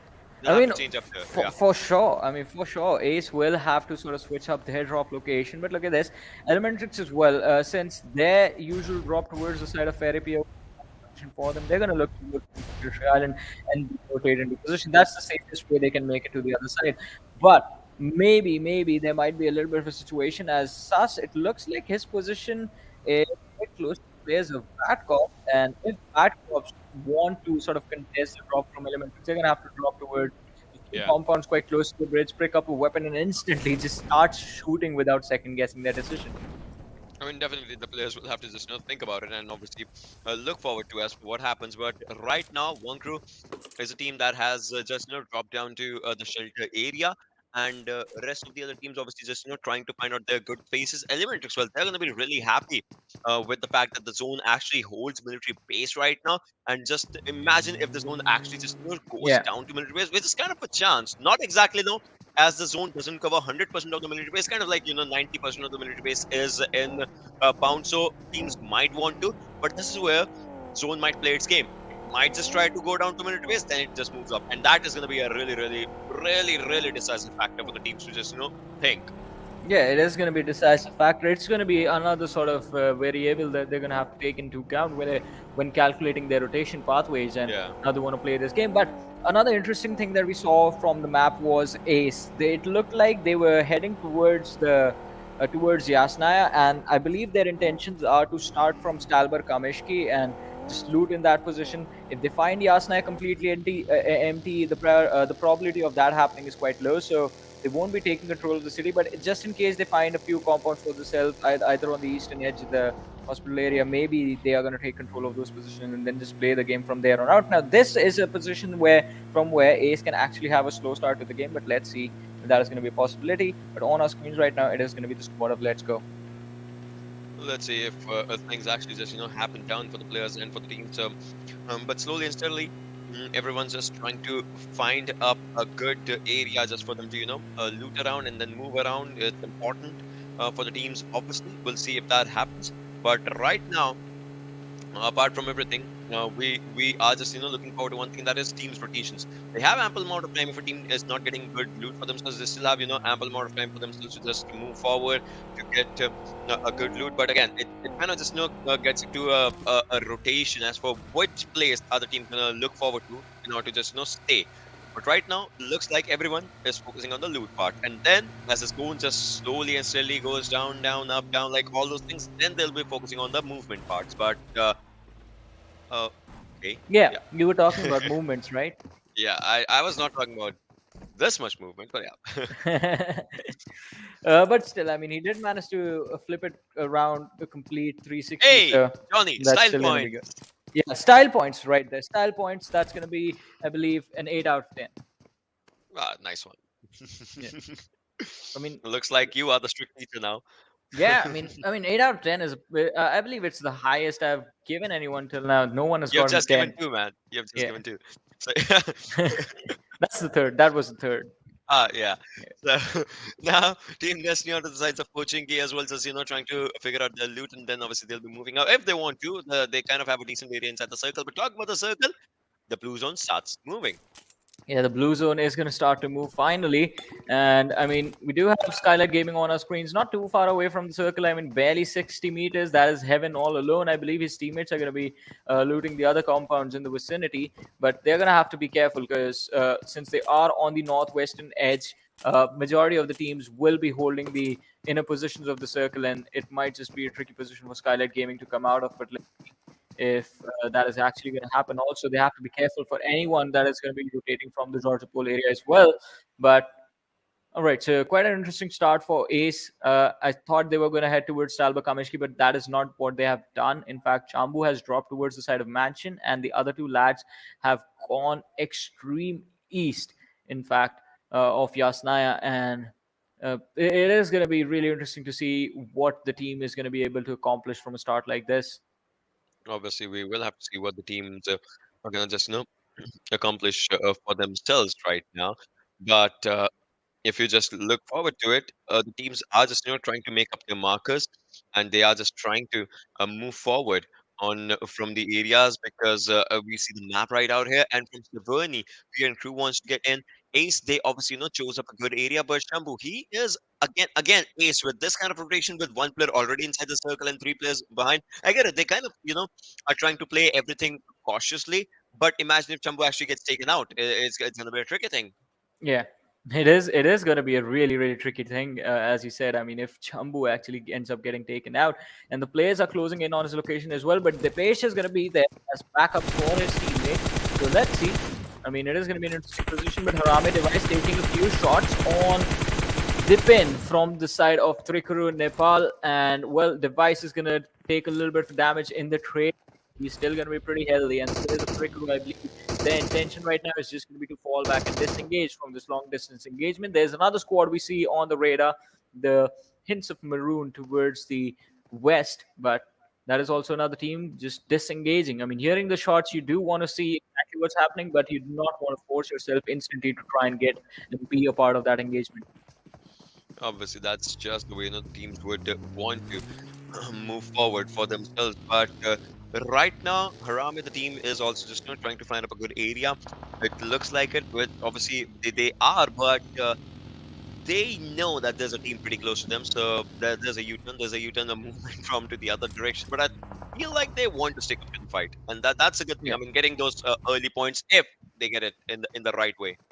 I agree with you. I mean, I agree. It looks like they are trying to stick towards the fight, but Wayout SATAN might just be in some trouble as Harame do have sort of a sandwich created with how the team has positioned itself, and there's going to be the opening right there. Viking with a nade can actually find another one. Zord can be taken down, so Zord needs to be careful. He's going to fall back towards the stairs, and the nade is going to miss its mark. So Harame right now, they are trying to see. I'm sorry, the squad of high voltage right now. They're trying to see if they can actually, in fact, take this fight. But Viking just falling back. He's going to rotate towards his team, going for a wide rotation. The vehicle has taken a lot of damage, and Viking is also very low. So Frankie is his kill is going to be secured, and way outside they are cut down to just 3 players. Zod going for a spray, just managed to connect a few shots, but not enough to get a knock. Not enough to get a knock for sure, but now, if we just look forward to it, I would want to see what happens with the teams and with the players that are just trying to find up a good fight for themselves. So somehow, obviously, they are going to be just looking up to Shanks onto the backlines, Zod as well, Bully Hang. Every team, every player just trying to find up a good area, and this looks like this round, this basic mental fight was won by Wayout SATAN as they did not let the team just to get onto them. Well. 61 players alive, 16 teams still surviving, and on to the 8-minute marker. I mean, just turning down to the 9th-minute marker is where we are. And everyone, again, focusing on the rotations, but now they'll have to focus on the zone as well, because zone is arriving. Well, the zone is arriving, and it is going to be quite tricky to see how these teams actually try and hold this position. But based on where the circle is exactly right now, I believe it is going to be quite interesting to see what the late game stages of the match are going to look like. Because I mean, majority of the teams, they will have comfortable positions. They will have comfortable. They will have really comfortable compounds in their Yeah. cover. Like look at this Wayout SATAN and high voltage. Even though we did see shots being fired, getting a finish, it is not going to be an easy job. So early game again, a slow start in this matchup, but maybe in the next 6 minutes there are going to be a lot of fights. Probably we obviously will be looking forward to those fights if it happens. We're talking about some ultimate weapons that there are. Is what we can see onto the first airdrop, and obviously you can see Team Extreme pretty close to this one. Obviously they'll be seeing that red smoke just popping up onto the skylines, and Harame as well. If they look on the left side, they'll see that smoke just there. But looks like it seems like they are just trying to find out a good area for themselves on the backlines. You can see high voltage as well. So yeah, the teams are trying to perfect out the areas for themselves, but it's still not exactly working up into the favor because they're not getting up the fights. Everyone's waiting for the fights now. Yeah, everyone is waiting for the fights, and they are anticipating that the fights are going to be beginning pretty soon. Spirit, once again, driving in reverse. Did not work out the last time, but maybe this time we're going to see something interesting happening. And since the opposition is quite far away, so he's just going to park it quite close to his teammate and see if he can get into a better position, or maybe just get a cover ready in case a fight is going to be starting soon. All right, taking his teammate's buggy instead of the US, just moving away is going to be the thing for squad of high voltage right now. But let's see. I mean, all right. So it is going to be quite interesting to see what exactly the fight is going to look like between this team and the squad of Harame. They have been looking quite interesting with how they have been playing their matches.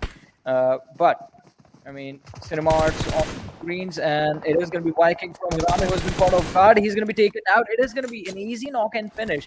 But since the players of Harame are in a position from where cover fire will be possible, I mean, the utility is going to be. Oh, he has moved away from the UAS right there. They definitely did. But now is just trying to find a perfect area for himself and for his teammates because they need to stay Viking if they can do it. Look at that. They are just moving up forward without any fear. But now they might have to. But it looks like Device has some of the plans on his mind. But that is where Too High also just comes on. He has some plans. But from the back lines, obviously, there is a knock. But Spirit will be taken down as well. All right, 2 players have been taken down. Third one was already knocked, and now the confirmations are starting up. But will they be able to just finish up the lads? That's one question. Too High getting up his skill, his confirmation, and Cinema Art looks like the team is looking really good now. They have 2 kills already. The third one is on the way, if not revived perfectly. And now Ramesh MR5 will have to look forward to as of what he should do. He's a solo survivor. Yeah. I mean, as you said, solo survivor for the team. It's going to be quite a bit of a challenge for him, but a good start for this game, at least by the squad of Cinema Arts. And they do not want to commit too much to the situation at hand, so they are backing off. And I believe due to that, MR5 might just make it out alive on the other side. And as you said, now it's going to be a priority to get those survival points one way or the other. He's hiding in the shack right now, just making sure his boosters are already at 100, because he's going to have to get out of this position as quickly as possible, just waiting for the players of Cinema Arts to leave so he can get out of the shack and find a better position to hold inside the circle. It is not too far away, just 120 meters. Yeah, a pretty decent area, but even if you're outside the circle for a quite a long while, it's just gonna punish you for sure altogether. So we'll see how that happens. But right now, every team that there is still surviving, that's trying to get hold of the fight. Even if Haram, if you look Yeah. like this, right, MR5 they did. His teammates have been taken out, but still he's trying to figure out a perfect maybe moment, maybe momentum that just gets him 1 or 2 kills, and obviously it's going to be a good start for him. Yeah, I believe if he can make it out to the late stages, that is something that he is going to be looking forward to. But look at this. The circle just taking a drastic shift towards the north, and all of a sudden it is PN crew again that are smack in the middle of the circle. Maybe we're going to see back-to-back good games from the squad, but over on the other side, we do have the players from BADCOPS rotating inside the circle as well. It's not going to be easy for them to make it too far deep inside the circle, so they're going to have to try and play from the edge for a while. Yeah, definitely. That's just how it would be. Well, right now in these skirmishes, let's see how the things actually happen. Kira onto the backlines again, just staying, obviously just taking up those heals and maybe refueling the vehicle as well in a while. Ruse is onto the other side. Inception, they have spotted on each other. The damage is not done right now. Sus just coming up from the backlines, Inception with another grenade. This time he wanted to connect, but the nade is on him as well. Mr. Yozu.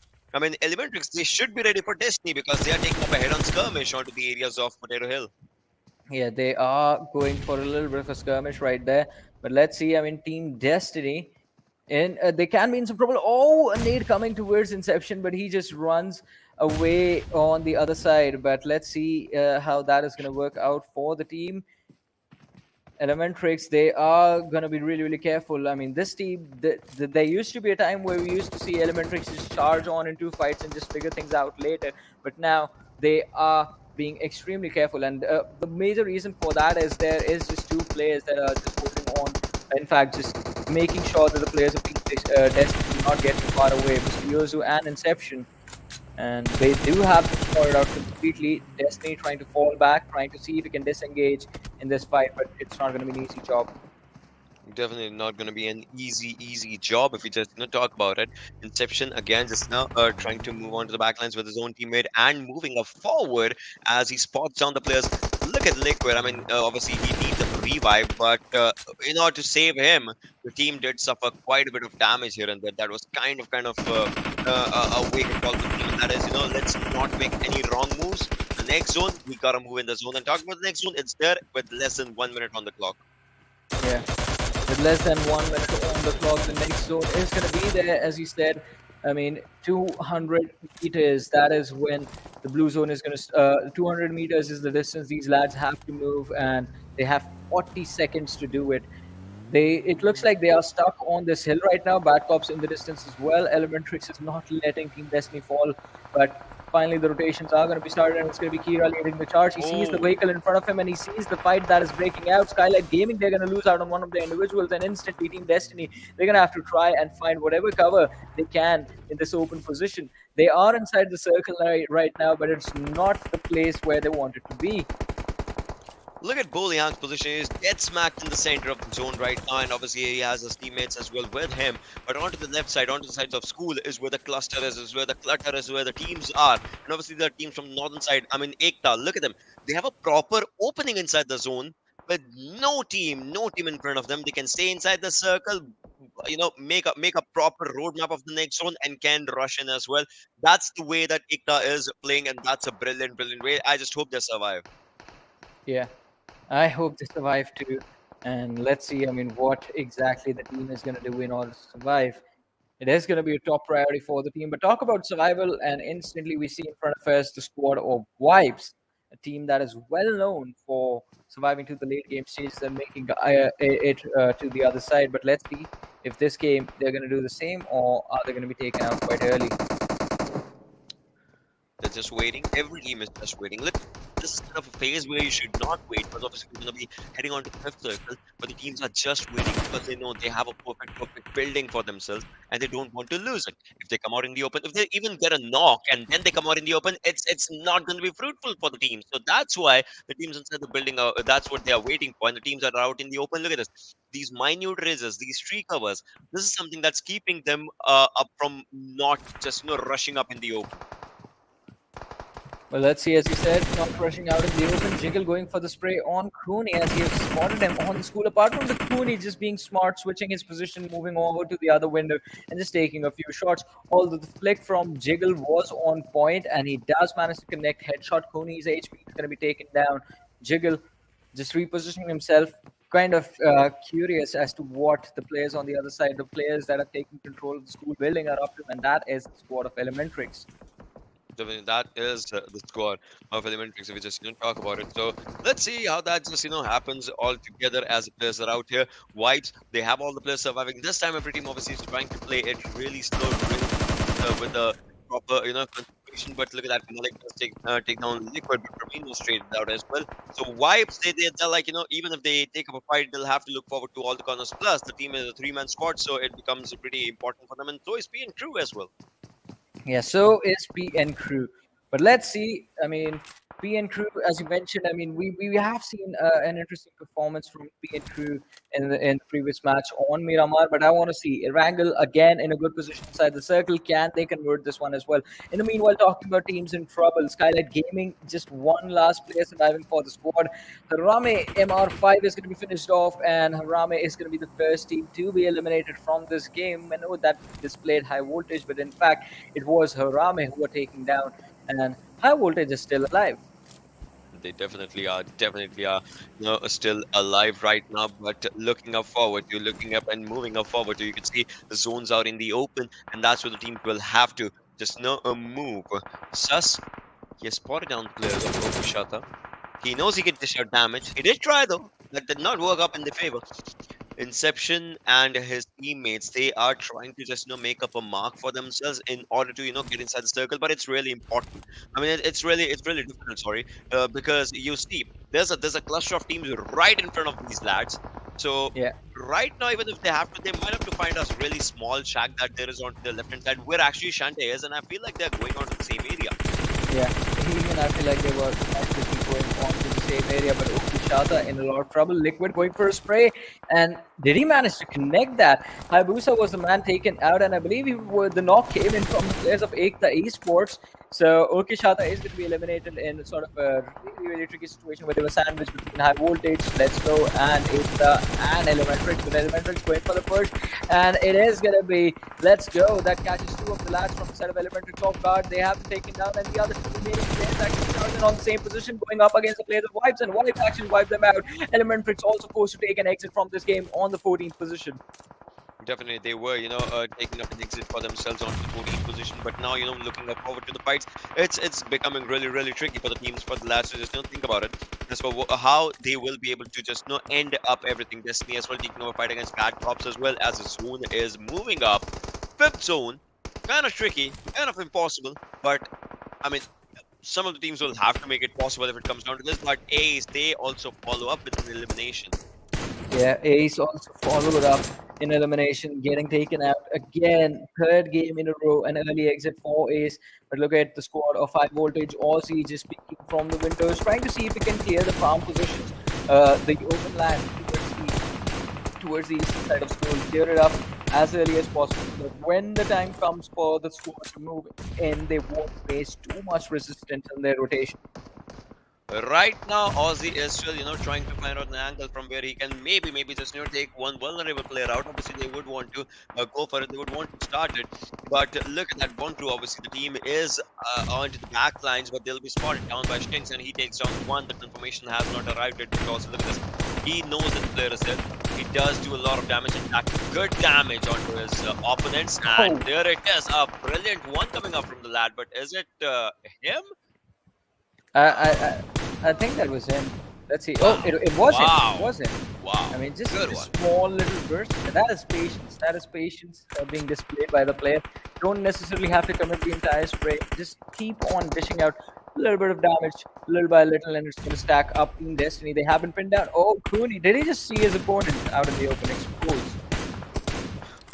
I mean, these things do, happen to put together. But now Cooney, he has a good angle and good area. He just needs to, beware of those. If you're at the top, obviously you will be spotted down as well. But that's where he's just, putting up that smoke on the left side, and then will be looking onto his right side.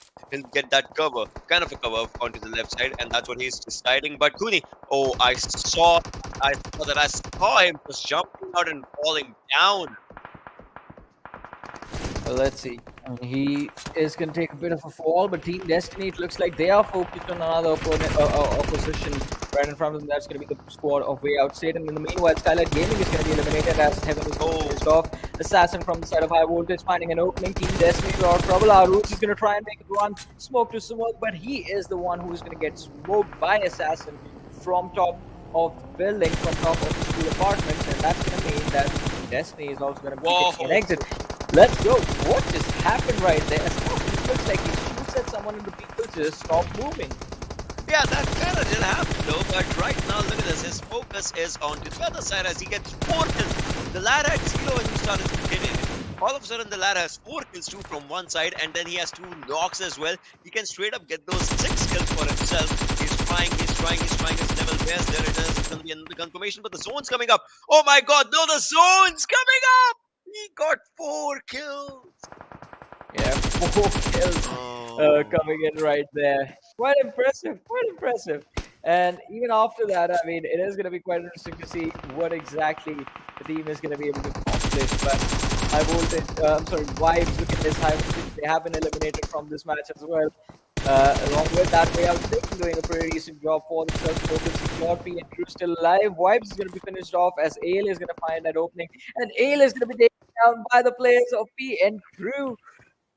Wow, so much chaos displayed in the game, but now we might be just heading into the closing moments of this matchup as 4 teams remain, 10 players still alive, Cinema Arts 2 players still remaining. Quite a consistent performance being displayed by the players of Cinema Arts. Again, managing to secure the top 4 with 3 kills to their name, but they have to be careful. They have to wait for the players of PN Crew to actually take out the players of Wayout SATAN, and then maybe they can Yeah. move higher up to get 2 extra placement points. But that is not going to happen as Singapore, they expose themselves to PN Crew. They find an opening. I mean, exactly. This is the opening. This is kind of the situation that they would want right now. PNQ, well, they are moving up forward against Cinema Art, and they would want to get these confirmations for themselves. Looks like it can be easy with those throwables, but Legend does take down one, but he gets traded out as well from the open area. I mean, he was quite open on that area as Yanti does take him out. The confirmation is still not there. But this is where we are down to 3 teams, in which we out Satan still surviving EKTA onto the other side. I mean, I'm impressed by the team as for what they are playing right now. In Erangel specifically, P and Crew as well. Looks like they do have slight covers for themselves, but obviously they'll have to come out in the open as the zone actually pushes them. Yeah, as the zone is actually going to start to make the push, but let's see the so are the players moving forward. PN Crew once again, just 3 players starting this game, and the 3 players are doing a pretty phenomenal job so far. They have secured 8 kills for themselves. Wayout Satan is the team that stands in their way right now with the 3-man lineup of their own, as the 4th players have dropped Zord hiding inside the brush, and well, he does actually manage to connect on Sandesh, but Boleham with an 8 is going to find the opening. There's going to be the knock. Sandesh being taken out, and I believe that is going to be the thing that leads Wayout Satan to the chicken dinner. Sandesh is the danger man from the side of PN Crew, and so is Ayush, who has secured 4 kills for himself. Look at Sandesh. He is, well, he goes out. Definitely goes out now. It's kind of like, really tricky because kind of it's a 2v2v3 situation in which we out Satan. This might as well be the game that they wanted with the numbers. They do have that. PNQ Legendary usually know, the capability that these players actually hold for themselves. And talking about EKTA, they are the ones that will be starting it up as Legend does get traded up, does get taken up. Because Bones just, do a sweet job. But 9 meters as Spike is distance as Gant has been taken down. It's a 1v1v3 situation, and Ayush has spotted on the player. Probably, oh, he gets damaged a lot. He has been damaged up, and now if Spike has a nade, he can actually end this and get those 12 points, if not 15. As you said, I mean, if he has the nade, he can definitely try and end all of this.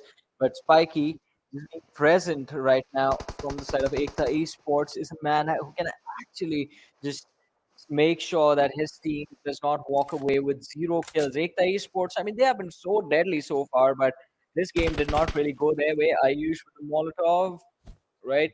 It's going to be tossed towards the wrong direction. I mean, he is trying to see if he can clear up the cover up position, but now finally cooking the nade towards Spiky. No, But Ayush needs no, to be careful. no, Three, no. 2, 1, boom goes the grenade, and so does Ayush. Well, I would say the lad had the right intention, but at the wrong time. Had that nade been thrown at or the molly been thrown at the other direction, it could have been something different. But look at that! Spikey does take down one. He goes to the finish. It's a 1v2 situation. He's just spraying randomly. He spots on the second player. He is trying, but way out Satan. With that amazing gameplay, they get this win. I mean, it was a valiant effort from the individual from the side of EKTA Esports. In the end, he did manage to secure that 1 kill as well, but way out Satan. A wonderful performance from the team. 6 kills, 21 points being secured, 11.2 damage, and now they are inside the top 12. I'm loving the way the fights are just coming up, and these lads as well, just getting those skills for themselves. 21 points, and yeah, the 12th position that they have, it's pretty good. Way outside, and they kind of needed this kind of a game. It's gonna just gonna get up on their potential. It's showcasing their true potential, and obviously they are gonna be just getting up good games. Obviously, we have an upcoming Sanhok and then the Erangel as well. So I would love to see what happens in those for sure. Yeah, me too. I mean, just 2 more matches remaining. One of them is, as you mentioned, going to be Sanhok, and then in the end, we have an Erangel again. Yeah. And it's going to be quite interesting to see what the teams are looking forward to in those last 2 matches. But this game was intense.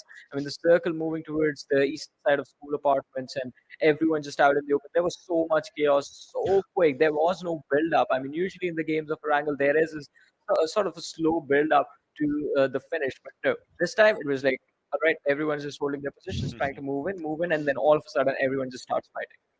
Exactly. That's just the way it always happens onto the fights. But altogether, I would say a pretty good fight by PN Yeah. Crew. Pretty good fight by obviously EKTA Esports with one lad surviving, still surviving to the fullest of the core, just trying to get those skills from wherever he can. He did kind of put Bayout Satan into a situation where they were on their feet thinking of what should we do, because one player has been taken out earlier, one player gets taken out now, and then it's a 1v2 situation. Quite tricky. Yeah, it was really tricky. And as you mentioned, PN2, I mean, the team did walk away with a lot of kills. So that is, I Yeah. believe, one thing that's going to make sure that PN2 is in a comfortable position. And I believe they're going to be around quite comfortable inside the top 16 with two more matches at hand. So that is something that gives PNQ really good advantage in terms of where they could possibly finish with the overall standings by the end of the day. But talking about the MVP and PNQ, it is going to be Ayush on us with 5 kills, 796 damage, and 2 assists as well. And 147 healing done. I mean, it's decent. It's decent given the fact, obviously, we talk about the map of Erangel, and it was kind of decent altogether. But its survival time was pretty good. All in all, 25 plus minute mark, almost touching on 26-minute marker. So yeah, a good one. But obviously, if one player does this much, I'm wondering what our top players have in the stats. Yeah, exactly. I agree. I mean, if one player is able to accomplish all this for his team, what the other lads are going to be able to do. And it is not just Ayush from the side of PN2 as well. Look at that legend. He was able to get 3 kills. Assassin is back with 5 kills to his name. And again, that way he was able to hold the rooftops of the school apartment, just constantly dishing out the damage and taking down those players one after the other, just not letting anyone escape. It was incredible, just like the old assassins we used to see. And then Yeah. on the second, we have Ale from Squad of Let's Go. And obviously legend also just coming about, and just like you said, that old assassin, that's just how it was altogether. But right now, with the amount of damage that the players have just dished out for themselves, I'm just loving it. I'm just loving it, the way the players have played, and obviously we'll be looking forward to more and more of the good games. But talking about the match summary, right? Assassin, Xtreme, Ayush, all these players did do really good, and they are just enjoying the fruits of it. And that's where we see the utilities as well, with down to 24. Well, definitely, as you said, I mean, 24 utilities from from Jante from EKTA Esports, and it was impressive. I mean, again, utility is how their team did manage to actually get that one kill that they have in game. But talking about a high voltage, they tried to take a really aggressive stance in this game, but it was not unfortunate. I mean, them just getting too greedy and getting distracted with all those kills that were around them. Good thing they picked it up, otherwise it could have been a big mistake. But just being able to pick up those kills, they stayed back, and their play position did not really work out. And that actually did not really work out if you just talk about it. But looking forward to the match rankings, we see 21 total points by Wayout SATAN, PN2 with 19. Let's go with 15. EKTA with 15 as well. I mean, this top 5 kind of was really good. I mean, Cinema did push up really good. Let's Go did push up really good. PN2, like, all the teams had really good games for themselves. Well, all the teams were having good games for themselves, and as you mentioned, I mean, look at that. BN Crew 9 kills, 19 points. We would say 21 points. That is definitely something that the team is going to be looking forward to. But let's go with 50. Another good game for this team. Cinemars as well. Look at those 11 points. Yeah, those points. Exactly. Again, this is what I was saying. The top 5 did really good for themselves. Cinema Art did push up the competition for themselves. Let's Go. I don't know why I shouted like "Let's Go," but they did have 6 points on the placement marker, but the kill points were really good. Destiny, Trikru, Elementrix, like, these teams tried to go for a good fight. They did have decent fights. They got 2 kill points, but Team Xtreme, a team that got chicken dinner in the previous game, kind of just bolted down in this one. But Ace, if you talk about it, right, the team is having a bad day again. Well, the team, again, I mean, time and time again, match after match, just barely getting that 1 point in every single game. It's not going to be enough. I mean, Ace, they will have to somehow manage to see if they can get, like, I would say, accumulated of what, like 10-15 points from the next 2 games and focus on the next week entirely.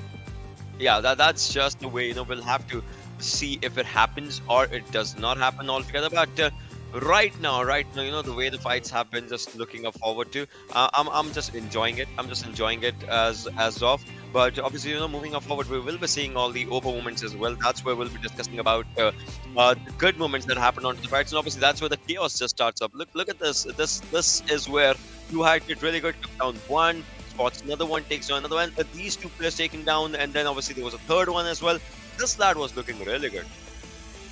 Well, this lad was looking really good and looking really deadly. And I mean, talking about, I mean, looking good. Cinema Arts made themselves look really good in that early engagement, and I'm happy with that. I mean, the team is slowly and steadily climbing and doing a really good job of getting those points in the with the consistent performances, even in the last game, even in this match.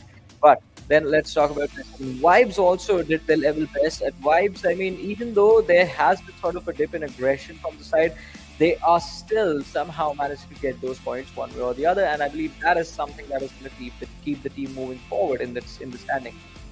Exactly. That is definitely, something that is going to be keeping the team moving forward. But talk about these final skirmishes. I mean, this is where, yeah, exactly. This is where we'll be seeing those nades as well coming up. This one, the nade was being thrown, but to every action there was an equal and opposite reaction, so the nade was on him as well.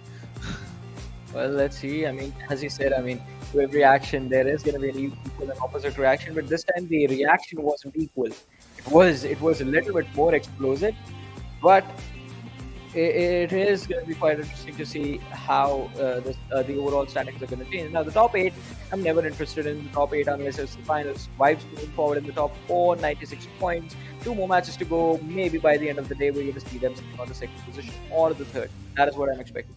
This is where Yeah. things get interesting. Look at that. PNQ inside the top 16, CampToWin on the 15th, and there is definitely CampToWin going out of the top 8. Top 16, I'm sorry. Yeah, definitely. Just like you said, right? That this might as well just happen. And CampToWin 55, PNQ 54. Obviously, they with those 2 games remaining, they would be just marking up their exit. But if that happens, how will that just happen? Because KINGsNepal is out there with 54 as well. Aayo Team Ts. These teams are not playing today, but let's go with 52. They would want to jump in. BADCOPS with 35. They would want to just try and jump in. So these teams will try to go for it. Yeah, definitely. These teams will be trying to go for it, but let's see. One team that we both want to go for the points is Ace, 12 points, 8 matches, 12 points, 6 kills, 6 placements. I mean, this is that one point where we're going to say, yeah, the balance does not really do anything. Because you need to be able to get those points one way or the other. And on the other side, Yeah. look at Trikru Nepal, 6 placements, 22 kills. What is Trikru Nepal doing?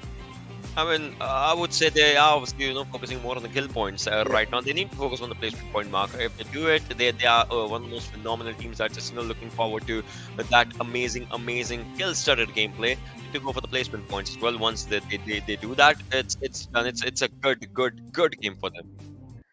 Well, let's see. As you said, it is going to be a good game for them, but along with that, I mean, 2 more matches remaining, and somehow the teams need to sort of recover. Yeah. Trikru, Nepal, AAs, they need to do something totally different that they have done till now in order to boost up the standings. For Trikru, you have mentioned, need to focus on the placement points, so maybe just not take any sort of early fights that do drop in front of it. If it's a free kill, just go for it. Otherwise, just try and see if you can disengage from a situation. For Ace, don't go for the splits. Don't Yeah. try and risk the early game. Try and get the loot as soon as possible and go for a 4v4 fight early game towards the edges. Don't try and control the center. I believe that is something that Ace might just be able to pull off since they look quite comfortable on towards the edge of the circle, and that is a position where they like to play from. But let's see what is going to happen. Looks like I'm just very happy right now. He's just all right. Let's figure out what they're talking. I'm just saying I'm seeing amazing fights. I'm looking for good fights, and they are just not coming down on me. If you just think about it, and then Mandi was there. Yeah, he's saying right. He's right. He's right. He's definitely right. I mean, we know Ansh is like really critical of the mistakes that teams make. So, I mean, his understanding of the game is like completely different, and due to that, he understands the scene a It lot more works better than actually. us. Yeah, and Yeah. he is really critical. He's going to be really critical of even the smallest mistakes that's been made, like questioning why was this decision made. Like there was a better option available right in front of the teams, Yeah. and that is quite true. I mean, it's like in a lot of situations even the IGLs would like to think that way, like just have Yeah. options laid out in front of you and try and pick all right alternatives, backup plans. But let's see if that is going to happen on this game in the very next match. Again, ladies and gentlemen, no breaks, just right into the action. Sanhok is going to be live, and there it is. The first thing that I'm noticing right now, Johnny, Yeah. Oh, 14 teams is what we have. yes. 14 teams. All right, so it looks I like don't see Harame and I don't see a high voltage. Yeah. Maybe they're just gonna just deciding who gets to play with what play, because last game was sort of a Well, I mean, bit of a situation between the two and squads. yeah, and Destiny has 3 players, Vibes has 3 players, and obviously P and Crew has 3 players. So these teams obviously, it comes down to one thing, and that is the fights that will be put on them. Is Yeah, that going to be a pressure? I mean, okay, so now, Ocean, riddle me this: is PNQ just trying to replicate what Vibes has been doing this whole time? Like 4 player lineup not working out. All right, let's just play with three. Is this the new meta in game? Just 3 players? I don't feel like that's happening. Rest, I don't know if that is happening. We'll see. But an insane meta shift all of a sudden. Imagine that, instead of 4, we see everyone with just 3 players. And Vibes is actually doing really well for themselves. Yeah, So, exactly. I mean, you have to start questioning, like, what is PN Crew and Destiny up to? But Destiny, I mean, we still have seen them with 4 players throughout the day. It is just this match that we do see 3. Although PN Crew have been playing with the 3-man roster this entire day. But again, Ace, the early engagement against Team Extreme happened on Erangel. They got wiped out. That was against Trikru Nepal. This time on Sanhok against Team Extreme. Let's see if Ace will try to, or will be able to come out of this fight on top. But look at the circle. It's moved towards the north. There's around 40% water in it. Kind of a decent area. Yeah. Although obviously teams around Paradise are going to be really happy, and if a team wants to go to Kawatatmok, no, there's a chance. I mean, you find a completely empty space around that. But let's go talk about Vibes. The teams are away from the zone right now, and they'll have to just get inside the circle. But Ace, looks like the troubles are not stopping for this team.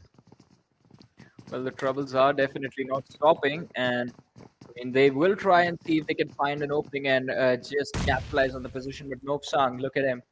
He's just keeping a track of exactly where the players inside this building are going, and just absolutely no intention of going for a push. And this is exactly what Ace need to go for. But if they had a Molotov, they can try and toss it out onto these stairs and see if they can take him out, or at least push him into a position from where he'll be in the line of fire of the players of Ace. But early stages utility is definitely going to be scarce on the lads. Both these teams are just playing a very, very patient waiting game at this point. Yeah, they kind of are playing that patient waiting game for themselves as Noopsang. He is just sitting around at one corner. He heard the footsteps obviously, so he knows that Yeah. someone's just gonna be maybe peeking up from that window, and that's why he's there. Often just lying down. It becomes really tricky and really cheeky. Now I think they're starting up with nades. I don't know if that's a good idea because if the nade does not get in, it obviously gives out your location as well. So let's see what happens. Well, let's see what is going to happen and how things are going to be turning out into these fights. Gold. Oh, I believe he was going to spot out Kazi, but the timing on the repeat was kind of tricky right there. Gold just looked in the other direction, and Oh, Kazi just managed to cross towards the other side. Now just hiding close to the door, closes the door, and he's going to try and rotate towards his teammates.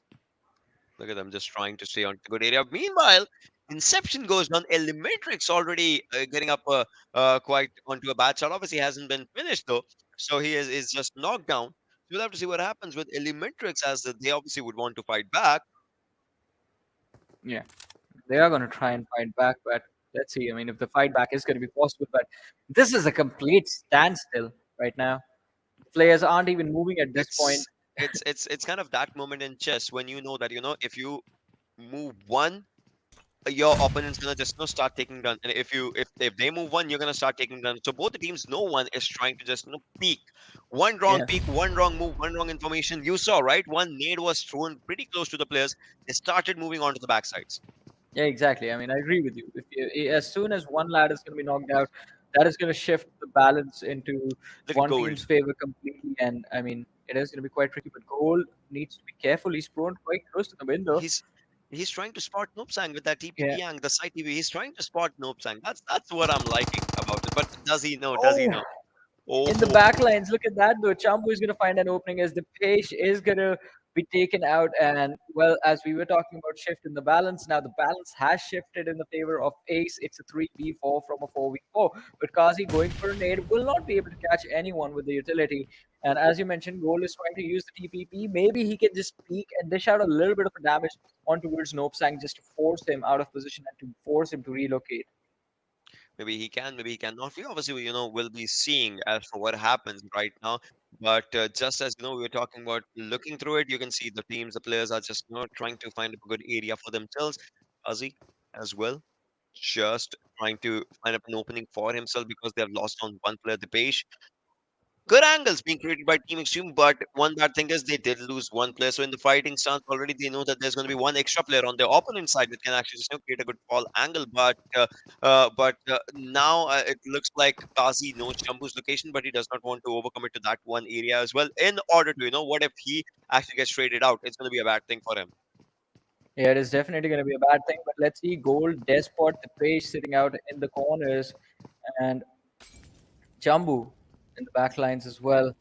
So the crossfire setup by the team is looking really good, but then again, no one is actually trying to force a fight right now. They are being careful, and this is definitely looking quite interesting from the side of Ace. But the circle has started to move. They have to go 400 meters inside the circle, and the late rotation might just not work out. Gold takes a lot of damage from the utility. Despot as well. Both the players are going to be low, and this might just be the thing that can turn the fight around in the favor of Team Extreme. Depends on whether the players from the side of Ace have heals on them or not.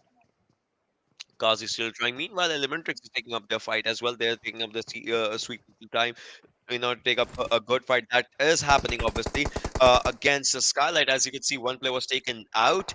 The revive will come in. There's nothing wrong with that, but Elementrix looks like the troubles are up there for those lads as well. But well, Joker was finished straight up. Pelicans moving up forward. Now this is a 3v3 fight with EKTA as well on the back lines. I would love to see what happens. Well, I would love to see what happens as well.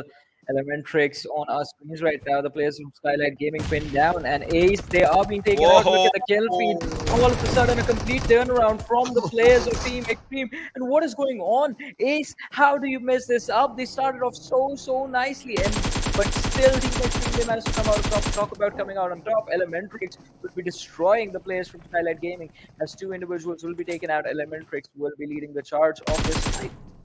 In every direction you're seeing a fight happening right now, and that's just obliterating everyone. The complete chaos, complete disaster coming up altogether. And looks like the players are just not trying to go for those early skirmishes for themselves. Shambhu is on low HP, he's on low HP, he's on low HP, needs to survive, needs to survive, needs to survive, needs to survive, needs to survive. First circle, no! Oh, he will be taken down. No way. No way Ace is going to make it to the other side. I mean, that was He quite got the first unfortunate right there. confirmation. Yeah, exactly. I mean, that was such a wonderful start. That was a dream start for Ace. And again, had they been a little bit more proactive after Chambu found an opening, they could have actually. Why did they let Nope Sang sit in that corner for so Oh my long on god. the stairs? Could have been an easy takeout, but no, just being too careful, too scared to engage. And well, Extreme, they go for the punish and instantly just delete them out of the game. Also, Skylight Gaming have been cut down to just one last individual, by the way, and Elementrix, they are going to be looking for that last individual and see if they can finish him off. Let's see if it does happen. But right now, Tricks Mr. Yozu as well is moving up to his teammate. Elementrix is looking decent, I would say. I mean, Yeah. and obviously, a lineup that even if they have one or two players that are just not playing as compared to what the other players have in their experience, but they are just not transferring that experience. And like the name Elementrix is one of the most oldest lineups from the region and one of the most reputed lineups. Always a pleasure to watch these lads, to be honest. Yeah, it is always a pleasure to watch these lads. And as you said, I mean, it's going to be quite interesting to see exactly what these lads are going to bring in this game. But over on the other side, we do have the airdrop, the second airdrop coming in with the MG3 8X and the level 3 kit. But Scott is going to be spotted. Oh, just pixel shots coming in from Mr. Ravi. Dishes out a lot of damage, but still no knock. It was so close. I mean, just think about it, right? It was so close. But now it looks like he's been shot at as well from the other direction, which obviously was bound to happen. But as of what I can see, I mean, Alien is onto a different direction. Zod, he has healed up, is taking down the nail on Mr. Ravi. Not it did do a lot of damage though. Now Mr. Ravi will be thinking about peeking or not, because Zod, he knows exactly the location of his opponent. Well, as you said, the location of the opponent is known, but Will they be able to get the finish? That is going to be a big question. Wayout SATAN coming from the momentum of the last game, they will definitely be looking to see if somehow they can manage to secure this one as well. Let's see if that is going to be a possibility for the team. But over on the other side, Oh, Allen is going to be taken down completely. Not expecting Vibes to come in with the third party, and Praveen is going to be able to secure the kill. That might be the opening that Wayout SATAN needed. So let's see what is going to happen when this fight comes to a closure. Praveen spots out another individual on the other side, though. Very important impressive wow. push, and with the UMP as well, King is going to be taken down, but from the backline, Shink is going to take a few shots on him. Zod is trying to see if he can make the situation for his teammates a little bit easier, but in the meanwhile, why do they hear all this commotion, all this chaos, and they back off? They definitely, back off from that angle. Obviously, they don't want any part of the bad fight onto themselves, so that's why they are just trying to back off from their own area. But now, if we just talk about everything that is happening, plus everything that will be moving up forward, somehow I feel the way the fights are starting up and the way the time is moving forward, as soon as we hit the next zone, I mean next to next zone, it's gonna be complete chaos for sure. Yeah, there is definitely going to be complete chaos, and let's see. I mean, if the chaos can be calmed, and if exactly which team will be the one that will be coming out on top in the end. Zod right now just chilling behind the rock. See if we can spot out the rest of the players from the side of Okishata. Reckon it's still surviving in the back lines. Way outside, and they're going to use the opportunity, the breathing space to just fall back. Okay, Shata were looking in a really good position, and it looked like they had the players way out Satan pinned down, but it was that opening from the side of Vibes that actually turned things around. Quite unfortunate, but you need to be aware of your surroundings. You need to have eyes peeled out and eyes set everywhere. This is Sanhok, after all. I mean, you will get third party no matter where you are. I mean, definitely, you will get third party no matter wherever you are. So the teams will have to just look forward to it. If a fight is coming your way, go for the fight. Just take up the fight. Just be there for the fight. But look at this. This is what I was saying, right? Teams around Tatmok will be really happy, and that's where the Yeah. team started moving. Cinema Art as well, and they are just undisputed right now in Tatmok's area. No one's challenging them. PN Crew, well, they have a good area. They can gatekeep the team that's coming right behind them, and I'm pretty sure that's Team Destiny. So Team Destiny will have to look forward to as for where they go, because right now they are swimming, but if they're on land, PN Crew might as well just have their name. Yeah, exactly. P and crew, they might just be able to take them out. But look at this, the fight is breaking out, and it's going to be BADCOPS versus EKTA Esports. Shots were fired from both the directions. The BADCOPS, they have to be careful with how they approach this fight. It is EKTA Esports after all. It's not an easy team to wipe out. Yeah. They have the solid cover available to them, and EKTA Esports on the other side just will be using the bridge to protect themselves. Let's see how this fight is going to turn out. BADCOPS just, looking forward to a decent area, but they are being taken down as Surges, Spicer just gets taken down right now. It does Miracle trying to actually just, get hold of all the good fights that just can be there. But now just moving on to the backside again. But wherever they run, they will spot down players. So it might as well just be really tricky. Sandesh, meanwhile, just as we were talking, right, P and Crew, they are taking up fight against Team Destiny, and they have started getting those numbers for themselves, which obviously is a good thing for the team because they are looking forward to the players that are onto the water lines, and it looks like this is going to be really tricky. The boat has been taken down, and I think they have spotted down Aruz. Not yet, though, but Aruz will have to get out in the open, and that's where one more good kill can just arrive. But Aruz is taking cover of that boat only.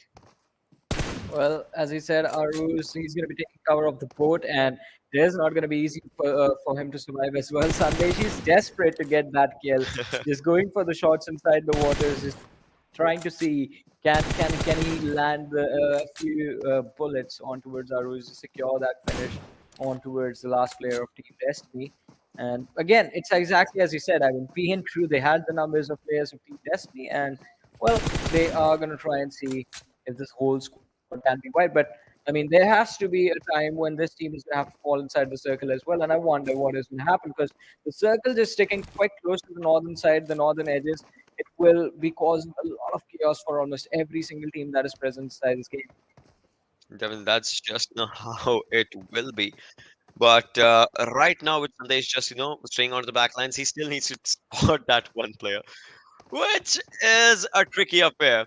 Yeah, just like you said, right? You could see it in his motion as he is just really, really impatient to just look forward to what's happening in the fight, what's not happening in the fight, and all those things. So, Bad Cops right now. I mean, talking about Bad Cops altogether, they still have their fight against EKTA, so it's still a tricky affair. Yeah, it is definitely a tricky affair, but let's see. I mean, if the team can make it work, if they can find their way out of the scuffle, or on the other side, Bad Cops, as you said, Ekta was the team that they were engaging with, but I believe from from the late game stages, I mean, there is going to be a possibility that Ekta might just go for a charge. But look at this. So this is going to be quite interesting. The last player surviving from Skylightz Gaming Heaven is going to be Spock. Oh, oh wow, No, no, oh no, wow. no, no, no, no, no, no, no, no, no. Wait, what? It looks like even Heaven's just not. He's just. Yeah. Mm, I mean, He's like, this is a still out of a horror movie. You know, when you see a ghost and you just like can't move, that's heaven right now. now Heaven is moving on to the different side of the rock. Oh man, Oh my God, this is a funny moment. This is a good funny yeah. moment. Just think about it, right? He was on to one side. It's like, nope, let's stay on the other side. Wow. What what is going on today? I mean, first there it was Erangel, the previous game, and now this. What is happening? Heaven is like heaven is definitely thanking his gods right now, like not getting finished off, not getting picked up. Players just ran by him without even noticing, and now they are getting taken out by EKTA Esports. I can't believe what just happened out here. Now, looking forward to the other fights, as you can just see, right? Cobb Spicer again is just trying to spot down the players. He obviously was put down to low HP, and that's where you can see his helmet. Sorry, his vest Yeah, just definitely. damaged. Yeah, just totally damaged. Kazi, oh, he has been taken out. That was a good spray. That was good spray by Miracle, and his teammates are going to be capitalizing on this as Kazi has been put down to pretty low HP. Well, Kazi is going to be quite low, as you said, but let's see. Chante, I mean, he's going to try and find another opening. Team Extreme, they are being picked apart one by one. Just one more player still surviving for the squad. It is going to be Nopstang, the man who was well responsible for the engagement against Ace. But oh, Team Extreme, they get taken out and they will be eliminated from this match as well. Ekta, they not take out bad cops, but they were like, we need a squad wipe, so Extreme. Yeah, that just happened right now. But moving on forward, you could see the teams are still just trying to figure out good areas for themselves. As Aruz is just out there, and Sandesh he wants that kill. He's like, hey, I know there's one player. I know there's someone surviving. I need to take him down. And I mean, it's still going on. I mean, as you said, it is still going on, but over on the other side, Cinema Arts against the players of Vibes now, and they're gonna try and make the push, and they have to make a push. In fact, if they want to be inside the circle, it is gonna be the fifth blue zone moving in, giving us the sixth circle in front of us. So there will be, in fact, significant damage that the players of Cinema Arts will have to deal with. So the rotation needs to come in within the next 20 seconds. On the other side, though, EKTA Esports just trying to see if they can gatekeep the players from Trikru Nepal. Both the teams are on the edges, and there's one individual in the back lines. That is a man with man having a really lucky day right now. That is heaven. Also, by the way, in the early game stages, even Elementrix did the same thing. He was so close to them, and they also Yeah, ignored him. And now it was Team Extreme. Is he invisible or something? Lad does have some amazing superpowers. I mean, if that's what you want to talk about, right? Yeah. That is the Hey. perfect way to play Sanhok, by the way. I mean, we've always been saying this map has a lot of snakes, and I guess Heaven is the one with camouflage. Exactly, he is. But right now, look at that Slipknot. He's on low HP as well as Kante is moving up forward. Depayne, he started off really good fights yesterday. If you remember, I'm talking about the Erangel, the shelter skirmish that he was doing up. But now, once it's kind of Sanhok in the open area, it's gonna be really tricky. But Cinema Art, well, the players of Cinema Art are not in a good form right now in this game as they have lost on two players already. Two surviving. They will have to do something amazing. But CJ's on low HP as well. And look at that. One more goes down. Too high. He'll have to take up this 1-on-1 skirmish as he's just moving up forward. Let's see what happens. He's on low HP. He's on low HP. He's on low HP. Gets taken down by the play zone. Well, he was on low HP, and now he's going to be on no HP as he's going to be finished off. But over on the other side, Reckon is going to suffer the same fate in the skirmish against the players of Trikru. Heaven is going to be taken out as well. Finally, the man has been cut down to 17, 23 players. And BADCOPS in a troublesome situation as two of the individuals have been taken out as well. So it is going to be quite interesting to see if BADCOPS actually do try and make the push towards the circle. But look at this. All of a sudden, Wayout SATAN, they find themselves in a wonderful position. They are on the northern edge of the circle, and every single team is just right in front of them. If they are patient enough to not engage in any fights, they might just be able to win another chicken dinner in this game. Probably we'll have to see how it just happens. But Shanti, he still, has to find up a good area to move up forward. Obviously, he has his team with himself, but with the zones just closing in, and obviously we are down to the 6 circle. The players were taken down. There it is. You can see EKTA's players, 2 players have been taken down. Meanwhile, the trades are happening all together. But Liquid, oh my God, the pen. He has spotted down the player. He has spotted down the player. Previous, what? Wait, no, shoot him! Come on, what is the Sanhok? What is this game? Like, what is happening right now? Liquid just ran past the pen and he got knocked out of the blue zone out of all things. And why does he not have a gun in his hands? Like, what is going on? Wow. Do you have answers, Mr. Man with the crystal ball? I don't know, but Like, why? I get it. You are thrown out behind the rock. Liquid just passed. But still, why? Why was there no weapon in his hands? Well, we're down to Yeah. 6 teams and 11 players surviving. Frankie moving up forward can take down this 1v1 skirmish. It's going to be really good. Obviously, he has spotted on the player exactly where he is, and there it is. VibesEsports also gets out of the lobby, and that's the elimination of VibesEsports. Moving up forward, if you just look at this, one team, one player is outside the zone, and otherwise, Wayout SATAN is looking really good. EKTA, they are again, having 11 kills, but the man advantage, disadvantage might as well just be a tricky situation for these lads, and obviously they have to find up a really good area for themselves. So let's see what happens altogether. Well, let's see what is going to happen and how things are going to go. But down to 4 teams, 9 players. EKTA Esports all of a sudden being cut down to just last surviving player. PN Crew. Oh, Legend was taken down, but the pen is finally, his luck is going to run out just like heaven, and he's going to be finished off. Trikru Nepal forced to take an exit from this game as well. But let's see. Down to 3 teams, 7 players, and Wayout SATAN. It looks like they might be walking away with the second chicken dinner today.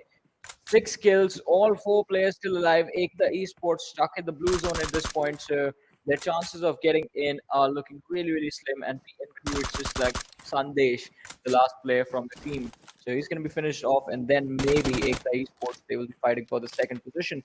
Gyante is still there, but he's still inside the blue zone, and the circle moves away completely towards the players of Wayout SATAN. They are all going in for Sandesh, and there it is. Both the players are finished at the same. Who went out first? We're going to find that out once we have a look at the standings. But one thing is for sure, that Wayout SATAN, they got the chicken dinner in this game.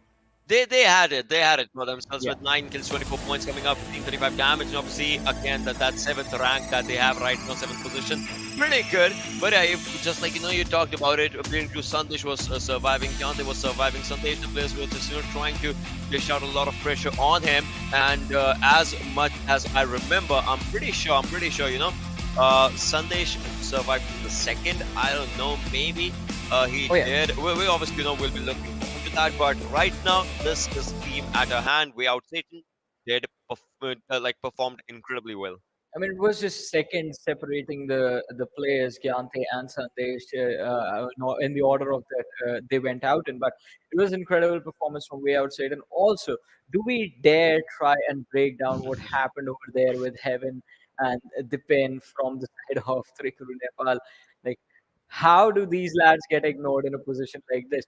Sandesh, I get it, because he was like just behind the rock, and no one is unless the individual is making a lot of sound. You're never going to try and proactively look just behind every corner. Mistakes were made over there, but Dipen still, Liquid ran at him face first, and even Dipen expected him to be taken out. He was just sitting there and watching. He's like, all right, I might just get finished off, and Liquid was like, nope. Yeah, but talking about the MVP, we have Spiky coming up. Previous game, the lad took his team to second position. This game, obviously, the team did good, and obviously this lad as well. 6 kills, 2 assists, 83 healing done, and 791 damage coming up from almost 800 marker, just touching up by the slat. So yeah, Ekta, I'm impressed by the way this team has been performing today. Well, let's see. I mean, the team has been performing incredibly. They have been doing a really wonderful job. 6 kills, 2 assists, 83 Yeah. damage done, 22-minute, 20-second survival time, and it is quite impressive. I mean, EKTA Esports. But that's the thing that I have been saying from well, day one of the semifinals. Like, where were they? This is a really bad habit. I mean, they just wait for the last day, and that is when they start doing really well for themselves. I want EKTA Esports to do well from day one itself, because that way they can actually hold an advantage and have a lead sitting on the first position. Maybe in the finals they're going to do that. Let's see. Let's see. I mean, maybe they are gonna do that or not. It's just a discussion that's gonna happen. But right now, it's just one thing, and that is these teams that did. I mean, Wayout SATAN back-to-back good games. Obviously, Shinx coming up in this one with 4 kills. Malik 2 kills, 633 damage. That actually lands this list if we just talk about it. But now moving up forward, you look at the match summary in which most utilities uses just 9. Wow, that is interesting, and it was Sanhok out of all things. So 9 utilities is definitely going to be a surprising number, but we do have highest kills and highest assists and highest damage going to the players of EKTA Esports, although longest distance kills. Now that is a number that represents Sanhok perfectly. 189 meters is the longest distance kill. Yeah, I mean that's Sanhok basically if you just talk about it. But I mean, a pretty good game altogether. I enjoyed this game if you just want to talk about it, and this kind of just sets up the mark for the last game that's going to be Erangel obviously, and the hat-trick chance. A hat-trick chance coming up. Yeah, definitely. I mean, a hat-trick opportunity there for Wayout SATAN, but this game was full of lot of entertainment, I have to say. I mean, it might not have been a game with a lot of chaos, but this was entertaining for sure. that's true. But Sus, coming up with good stats obviously, and Jiggle as well, Yante. I mean, all these lads did really good for themselves. Spiky as well, and Spiky coming up with the kills and damage markers. I would love to see where the teams. You were talking about that second, third, and PNQ is second, EKTA is third. But with the kill numbers that EKTA had for themselves, they are coming down to the second position in this game. Brilliant. Well, they are in fact coming out with the second position. As you said, 12 kills being secured by EKTA Esports. Impressive performance right there. But let's see how things are going to turn out over on the other side. I mean, Team XTREME just 4 points. They did so well in that first fight, and then instantly they get taken out as they charge towards the players of Elementrix. But I mean, it is going to be quite interesting to see what the chart on the second page is going to look like. Although, talking about Elementrix, I mean, they were doing a pretty decent job. 8 points from this match. Nothing too shabby, not too great either, but not too bad. I mean, definitely, they were doing decent work for themselves. If you just talk about it, I would say the team was doing, the players were doing decent work altogether. But Trikru, Elementrix, BADCOPS, Vibes, XTREME. Vibes, I would say it was kind of a decent game for this team. Obviously, they've had finishes in top 3 most of the times. Let's Go, they did not have any, placement points nor the kills. Ace, they did get 1 kill, but again, Ace, they will have to pick up the pace. Otherwise, it's just too late for the team somehow.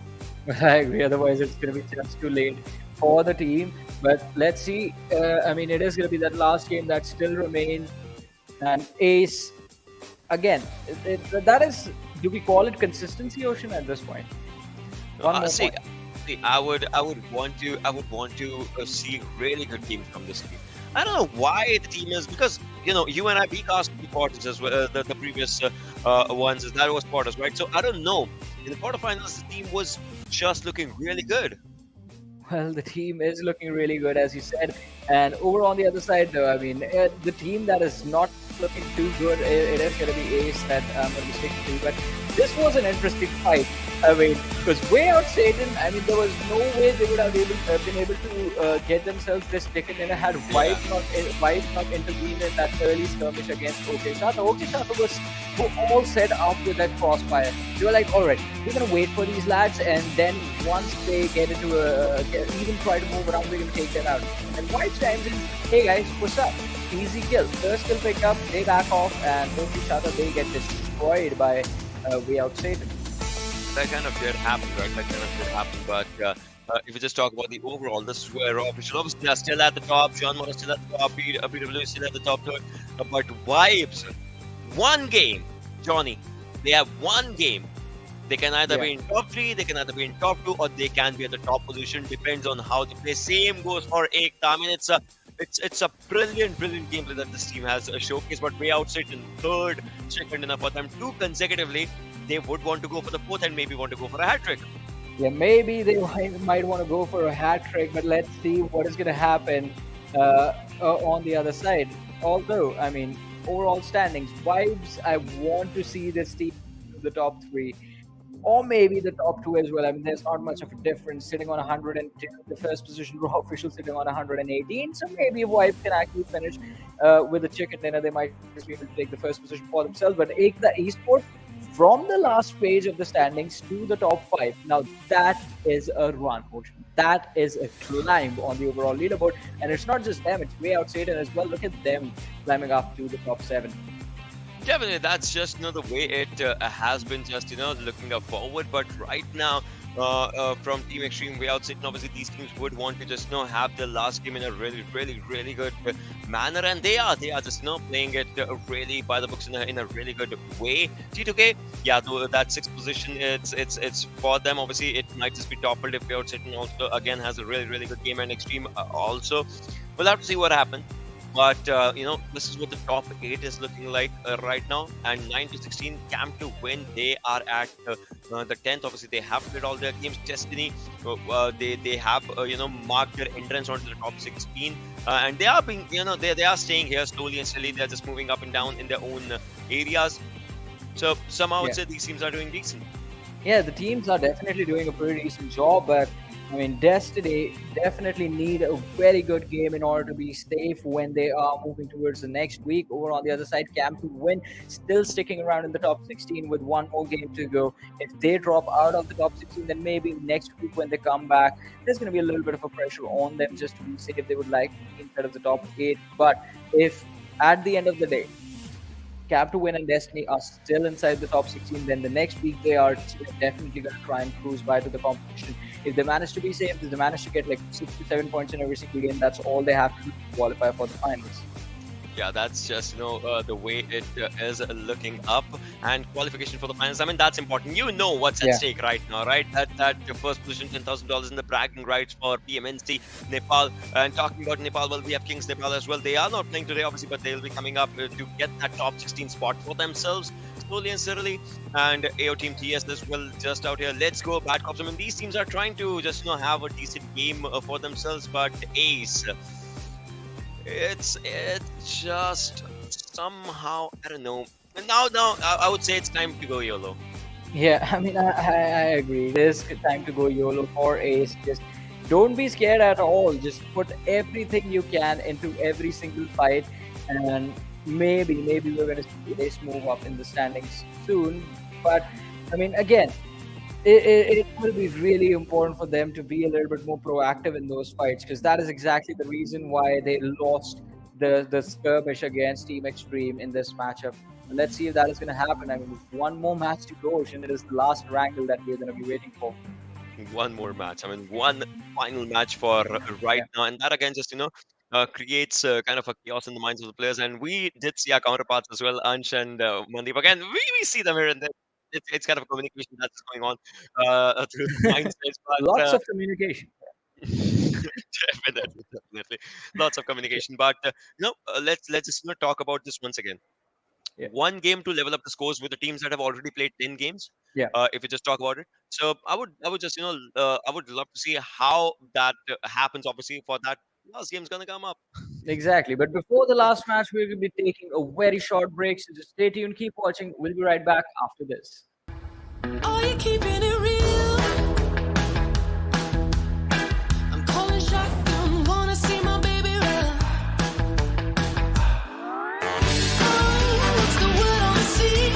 Kicking up the dust, if you know what I mean. We got a good thing going.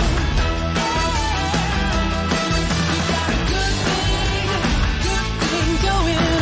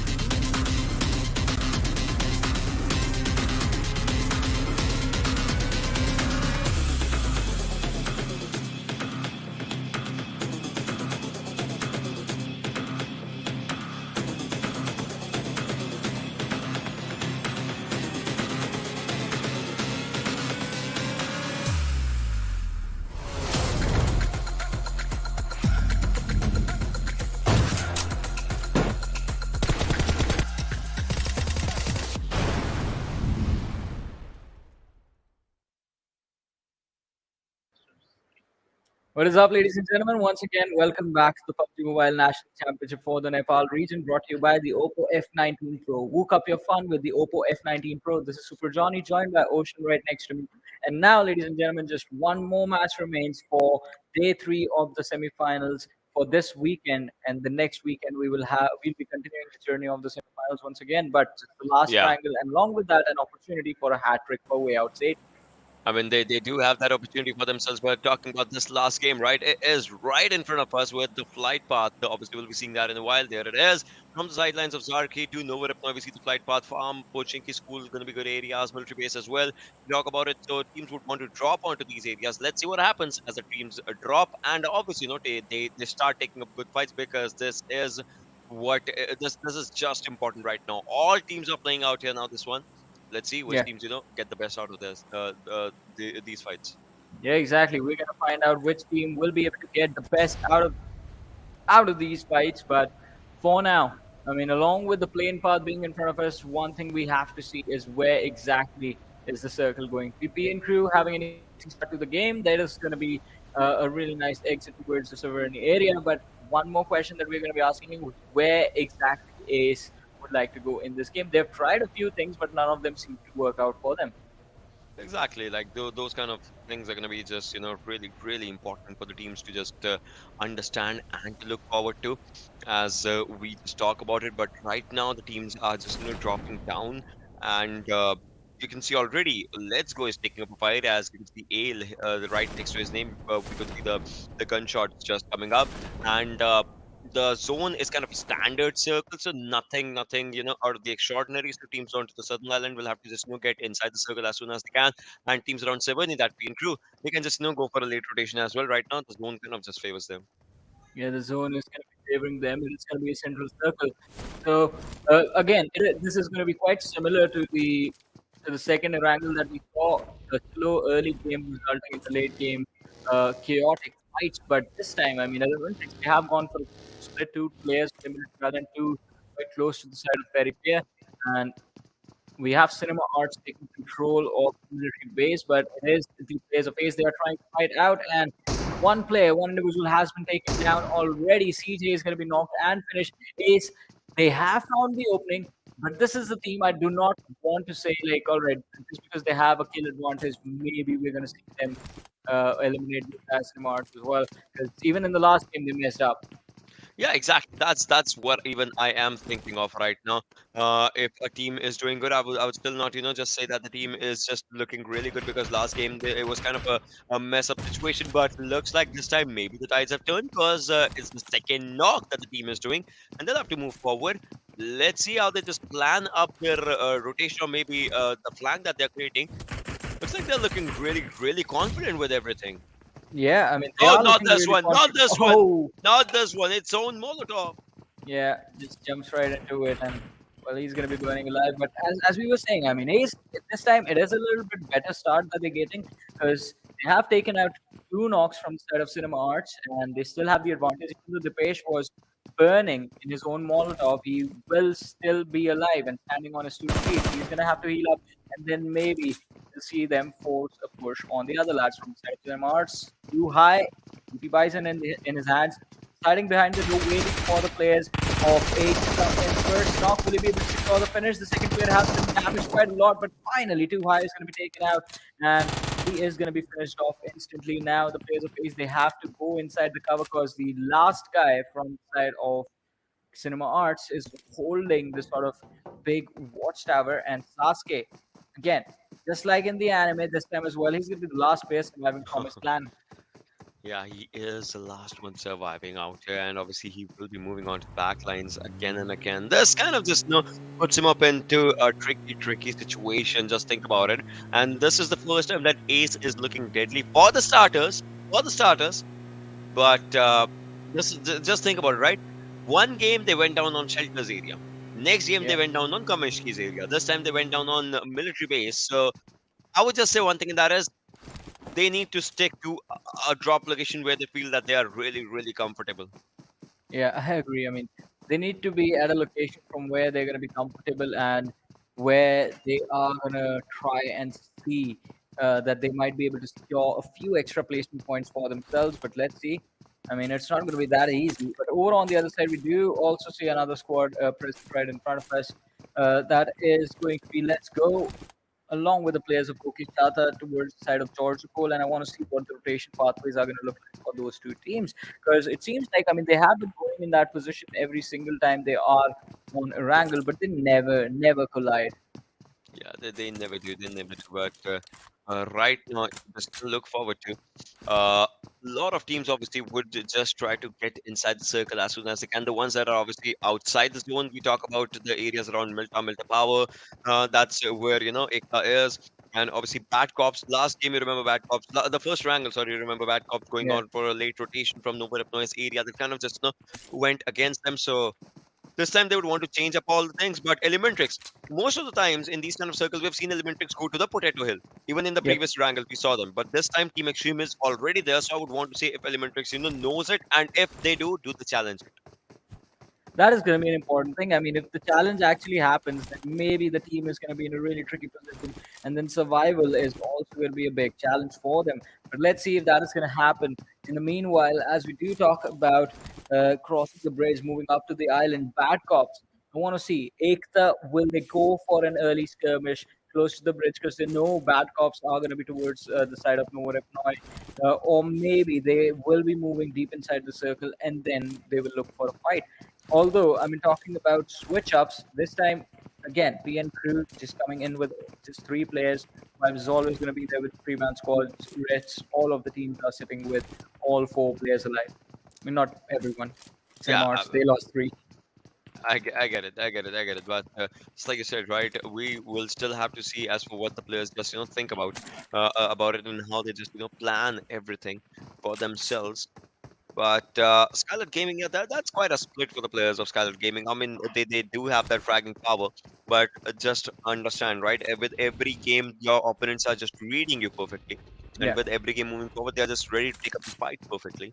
So yeah, but look at one crew as well. Though they are also kind of just in different like two players of one crew are behind Potato Hill, whilst 2 players are on the shelter side.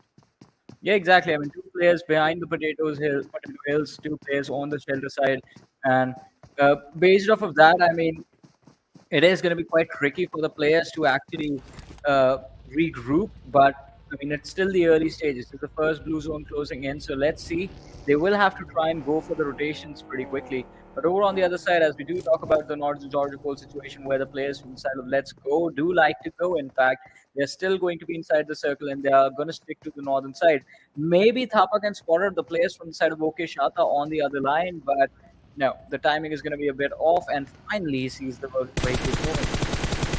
They do, and now you can see, obviously they're just trying to go for some decent fights. If it just comes down to, obviously they're just trying to take the players down, but slowly and steadily, obviously they will be just looking up forward to this one. Sandesh, okay, just staying on the back lines. Mr. Thapa, he was trying to shut the damage. It did not work up in the favor. Okay, still making it to the safety though. But I don't think so that King B can make it to the safety because he is kind of onto a bad situation. He's a solo survivor. And P and Crew, they are also just the players are moving pretty close to him. Well, the players, as he said, they are moving pretty close to him. But let's see what is going to happen as, I mean, the fight, if the fight is going to break out or not. But the teams, they are going to be in a really tricky position. Okay, Shata, they have been blocked off, and it's not just P and Crew that's in front of them as well. It's the players on the other side as well. Legend moving quite close to King B. And if he gets close enough, he might just be in some trouble. But he sees the smoke, and that is going to be the signal that there is someone present out in the open. Sees the vehicle moving in the back lines as well. It's going to go for a spray, trying to see if he can connect the shots behind the cover on towards King B, but that is not going to happen. And Legend, like going for the utility, needs to fall back, I have to say. Definitely needs to fall back on from these areas, just like you said. But Legend, now he's being shotted from the left hand side. He needs to be in the safer location. Is it safe enough? Looks like yes, but he's just moving up again. All right, crouches down, goes for the heal, the final first aid that he is using. And Reckon from OK Shata just moving inside the circle. But Skylightz, oh, Destiny. Well, Destiny is going to be writing the destiny of Skylight right now. Leon's still surviving, though. Chari has been taken down, but look at Oh, this. Oh, the whoa, charge, but whoa. Kira with a slam and misses the car ride, but still is going to go for the shots. Two knocks by Kira. It's just the third last player surviving for the side of Team Destiny, and I believe that is not going to stay for long. A situation like this, Skylight Gaming, they are just about to be eliminated from this game. I mean, I would say you can call it the car shot, the way it was just, dropping down onto the player somehow. But yeah, this is looking like a really, really, really good fight as the way it is happening in PMQ as well. Look at him just trying to take the play down. Oh, that was taken so low. But King B, he gotta survive. He gotta survive. His location has been compromised. And now with the players just, rushing onto him, he won those kills, but there is the backup of OK Shot just coming in. Well, as you said, the backup has arrived, and that might just be the thing that they need.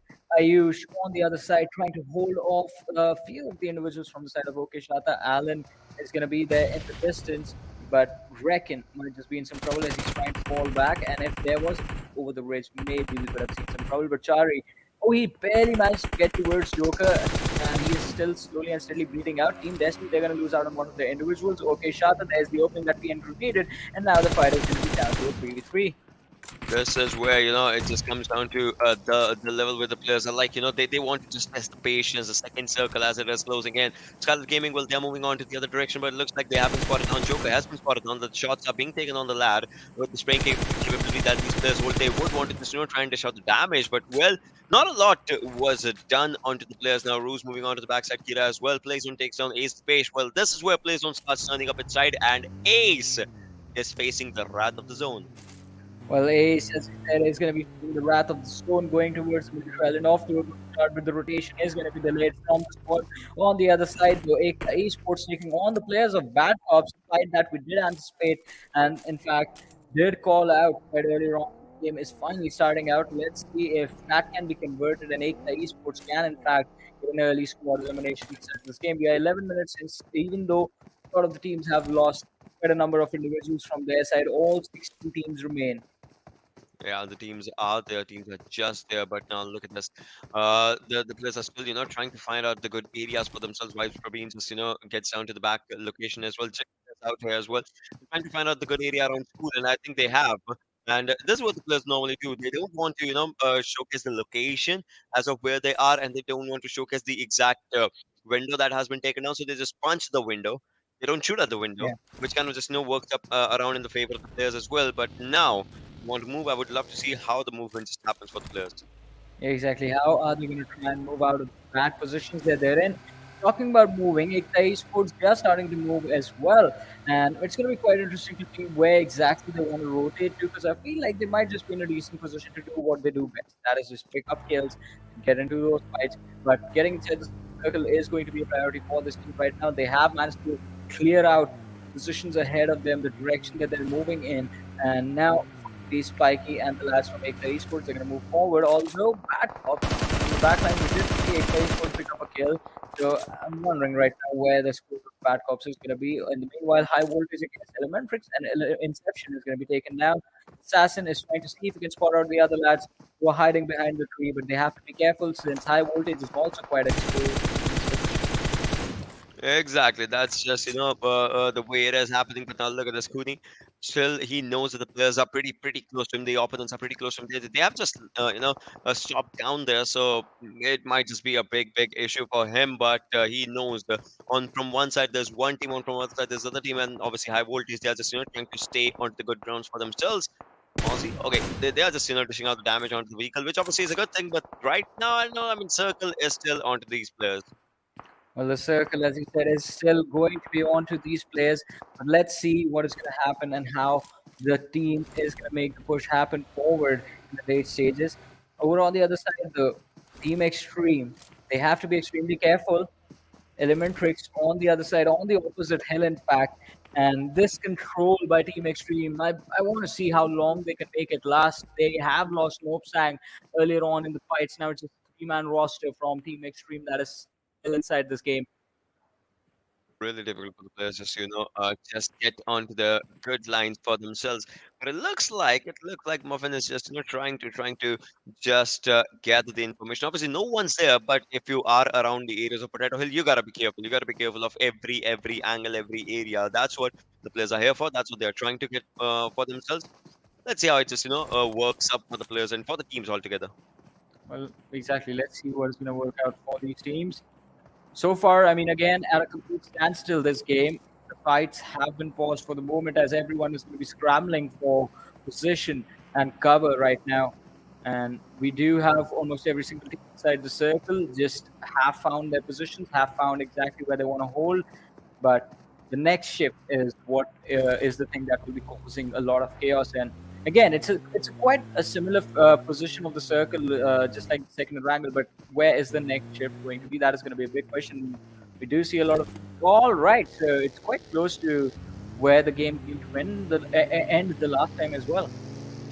Definitely, that's what I was saying, right? It's kind of the similar zone, and so the players will have to just look forward to it. And Elementrix just looks like he is just getting into the fights. They are getting into the whole of the fights as Smart. One player of Cinemart is in a lot of trouble right now, and talking about trouble as well, they're going to be ending up as Cinema Art marks up their exit. Well, let's see. I mean, as you said, they're going to be marking out the exit in this game, and quite an unfortunate one as well. Quite an unfortunate start to the game, as three players were picked up by Ace, and then the last player just getting finished off right now. That's going to be the first squad elimination, by the way. The second one we might just see in a few minutes as well. Skylightz Gaming is just one last player surviving for the team. I believe it's Joker who is on the run right now and is being hunted down by basically anyone who sees it. But Vibes going for a rotation quite close to the players of high voltage, and in fact they're going for a wide rotation outside the circle. The circle is going to be gate kept from every single direction, and on the other side, though, it is going to be a fight between Trikru and EKTA Esports, where EKTA Esports do find an opening, but Team XTREME Kazi being taken down by the players of Elementrix. Yeah, that's just how the fights are happening. But right now, as Muffin is just trying to get a good hold of his own area, he smokes onto the left hand side, onto the right hand side of his right now, as of it now to the left hand side. I mean, obviously he's moving out a lot, but he smokes on one direction, starts moving on to the other direction. The page as well, just moving away. Ozzy just heals up, but he knows that the threat is right in front of him. As Sus takes him down, and on the other side, he's taking a good fight as well. But Kazi, yeah, he gets taken down right now. His Inception does, go for it. And it looks like Team XTREME is going to be in a lot of trouble with players that are running away. But Elementrix looks like they want to hunt them down. Yeah, they were going for the hunt, but they will have to settle for the 2 kills that they've gotten from the lineup. 4 kills in total on this squad of Elementrix right now. In the meanwhile, P and Crew have been eliminated from this match. Skylightz Gaming still surviving, and Team XTREME, uh, Dipesh and Muffin will just be forced to hide. Muffin did actually, in fact, manage to get away, although Dipesh is quite close to the players of Elementrix, so he's going to be hiding. But over on the other side, Shata taking on the players of Wayout SATAN, and it looks like we will not get to see the hat trick as the grenade low toss is going to be there. Scott is going to be knocked out once again, and I believe we are going to see him get finished off really soon. Frankie is bleeding out slowly and steadily. Bolihang is going to be the last player surviving for his team, but I don't think he's going to be able to survive for long. Oh, Boliang, he is burning. He's burning. He's on to the Molotov. Oh, wow. He was safe. And now He they're ran burning in. again. He ran into the fire right there. Oh, And, no.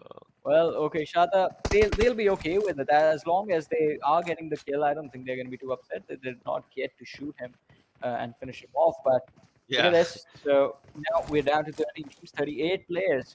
And I want to see how long will Skylightz Gaming survive, because the next entry inside the circle, I don't think it's going to happen.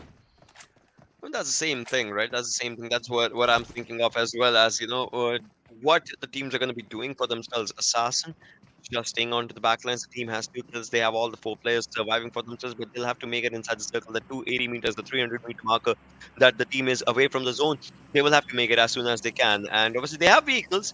But the thing is, there are 13 teams alive, and the zone is shrinking up. So it's going to be pretty difficult to play around with this kind of zone.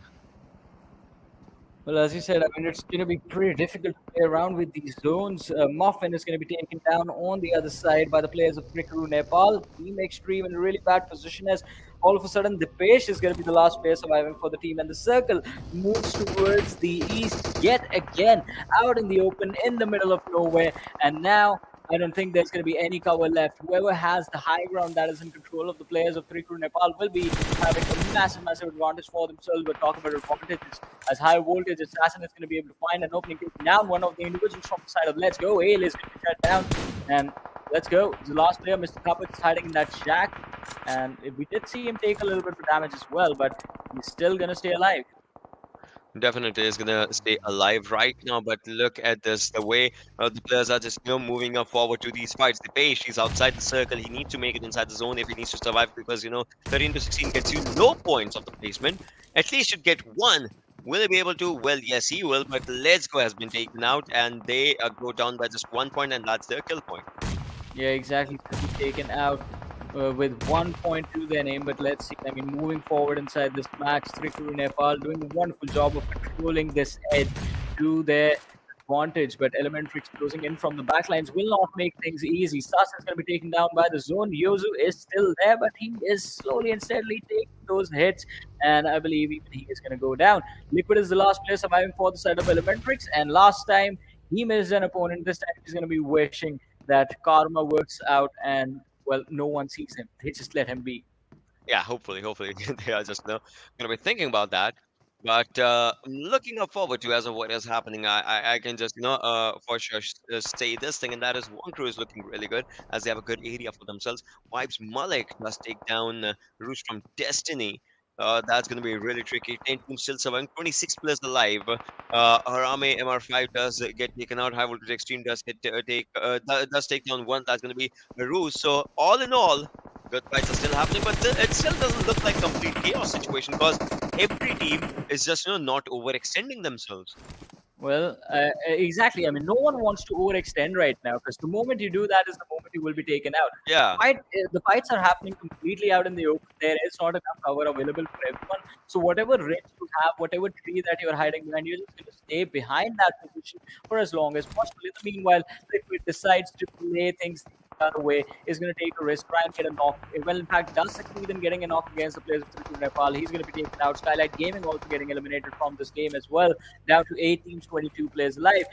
Esports, they're committing a lot of utility. The both have played out, and I believe their intention is to go for a push and take the cover. In fact, snatch the cover away from the players of BADCOPS. Definitely, they would want to just get that for themselves. But if that does not happen, let's see what they look out for. But he's just lying down onto that area device with that M16, just trying to dish out damage. But obviously, does not spot anyone. I mean, he does know that there's someone there, but he's not just getting the exact location. But now he can. Well, Cops Rana does take down one. Spit has been taken down. Destiny, they mark up an exit, and we are down to 7 teams now. Well, down to 7 teams, and I believe it's going to be 6 right now because the Esports, they are looking to go ham on the players of BADCOPS. Look at this. Miracle just hiding behind the wall, has taken a little bit of damage, and they have Kante on the back lines, who is just tossing utility continuously towards the players of BADCOPS, who are just holding on to that cover. Viking back lines taking one. Rame Viking just dropped out, but this is going to be an important fight for XTREME to win. A few moments ago, they were all 4 of them alive. Now it's just 2. Down to 6 teams, 15 players still alive. Miracle just hiding close to the wall. In just a matter of seconds, these lads will have to move as the blue zone is here. And now, finally, even EKTA and BADCOPS, both the squads will be forced to run towards the circle. Dante from the backlines is going to try and see if he can secure the last kill of the player of Ace, and that is exactly what he does. Goal is going to be taken out, down to 5 teams, but now they are taking a lot of shots as Masky Chi stayed behind. His teammates went forward, but he stayed back. He knew exactly what EKTA were going to do, and he is trying to see if he can pick off a few extra kills, but no! Tries to go out, instantly rotates a complete 180, and Gyante just forces him back inside the cover, but Maki G going for the heal, it's not going to happen. He is going to get knocked out. Not enough time, not enough HP. Yeah, exactly, not enough time, not enough HP. But yeah, that knock obviously won't be confirmed, so the plays don't just confirmation for itself. Yante obviously he will be finished down. We talk about it. One choose a player, Bunny does get that confirmation. They have 6 kills for themselves. Vibes jiggle, all right. Vibes is also looking forward in quite a bit trouble. Obviously, they have one down. They need a to revive that player. And hey, just as we said, Vibes need to win this. If they win this game, Yeah. they get the top position as well. Remember that. Exactly. If they win this, they will be getting the top position right there. But I mean, Vibes 3 players, one man knocked out. Jiggle is back on his feet, so he's gonna have to heal up before he tries to re-engage into the situation. They have 3 kills secured for themselves. Let's see if this is gonna be a possibility for them. Because Trikru Nepal, they are looking really good with how they are playing, and they're doing a phenomenal job right now. High voltage down to just one player. Aussie has been knocked out. It is again just one player from the side of high voltage who's surviving. That is going to be extreme. But Vibes Jiggle is going to be knocked out again and finished off this time by Slipknot. But Prabeen and Malik, they are still alive. Look at Prabeen tossing the nades behind the rock, trying to see if he can catch one of the individuals from the side of Trikru off guard. And if Vibes right now in this 2v4 actually do manage to take off or pick off, in fact, the players of Trikru, this is their game. So absolutely no one will be able to take this chicken dinner away from them. Let's see if they are able to do that or not. If we just talk about it, but right now they still have like 3 teams in front of them in order to get that chicken dinner for themselves. That's where Trikru comes in. That's where High Voltage comes in. That's where obviously XTREME comes in. And XTREME, I mean, they have been impressing us a lot with their gameplay. Obviously, back to back, good, amazing games coming up for Yeah. these lads. If we just talk about it, so somehow we'll have to see what happens. But Trikru, I mean, they have all the players surviving. They are looking in the direction of high voltage and vibes. The only way these players get taken out is by a backstab from Miracle. Exactly. The only way they get taken out is if there is going to be a backstab. And Miracle is a patient man. Look at him. He's just crawling out in the open, just being patient, waiting. But Prabeen quite close to the players of Trikru Nepal, and I believe Slipknot is going to be spotted out soon. Prabeen needs to be careful though. He's going to be in a tricky position to go for the shot, but no. On the other side, Bunny is going to spot out Aussie and the instant knock and finish. And Vibes are in a lot of trouble. Slipknot is going to take out one more man. High Voltage in trouble, and in fact, well, they are going to be taken out as XTREME is going to be taken out as well. But Vibes Malik, again, the last player surviving for his team in the back lines of Trikru Nepal, who will be looking to just get these final 2 kills to secure this chicken dinner. There goes Vibes. EKTA is the only team that stands in the way, and there goes EKTA Esports as well. Trikru Nepal coming in with an Wow. amazing chicken dinner for themselves. Last game of day number 2. A pretty good game coming up for the lads. Obviously, they're going to be really, really happy with it. I mean, just talk about it. 12 is the number of kills that they secured, 27 points, and they are at the 14th position. Again, another team just trying to go for that top 16 marker, and they got that marker for themselves, which is really, really good thing. So, all in all, I would think it's a good game, but Vibes, I would want to see where they are. Are they at the top 2? Are they at the top 3? Where do they stand after this one? I mean, it's going to be a big question. I believe Vibes, they were able to score 13 points from this match, and I don't think it's going to be enough for the top spot. I think the top 2 is where they're going to be right now. But over on the other side, Trikru Nepal, they really needed this game. They really needed this. They were in the bottom 3 before this match started and instantly just boost up to the top 14. It might not be deep enough inside the top 16. I mean, there's still a possibility when Trikru Nepal is not playing, they might just get taken Yeah. out, but it's still a better position than before. It definitely is. Definitely is a pretty good position if you just talk about it. But well, obviously, this was the last game of the day. If you Yep. talk about the starting, Wayout SATAN, they had a really good day with those 2 back-to-back consecutive chicken dinners coming up for them. And somehow, teams did understand how to just shut a team down if a team is just Yeah. popping up with numbers and everything. But that's where Slipknot comes in as well. The most valuable player, 4 kills, 1 assist, and only 66 healing done. Yeah, just 66 healing done. I believe, I mean, Trikru, I called it like 7 to 8 minutes ago. The hill that they had for themselves, that was the only high ground inside the entire circle. And Trikru, all they had to do was just control that position. Did not matter if the circle was on them or not. Even if the circle moves away, they will be able to clear the front lines before anyone else can then move in. And they did Yeah. it quite perfectly. So, but capitalizing on the fact that they got those kills as well, definitely an impressive performance from this team. Definitely. By this lad and by this team, obviously, pretty good performance coming up. But, talking about his survival time as well, he did survive decent. Obviously, that's, the reason the team survival altogether did matter out here. But I would still, say one thing, and that is the way the players have been just looking forward to. Uh, they have been just trying to find out good games for themselves, and that's what they did. Gara, Slipknot, both of these lads did pretty decent for themselves. Yeah, they did a pretty decent job. I mean, Kamra and Slipknot, but Aussie from the side of high voltage, he makes it into the top 4 players of this game. 3 kills to the individual. Then we have Kyante from EKTA Esports with 3 kills to his name as well.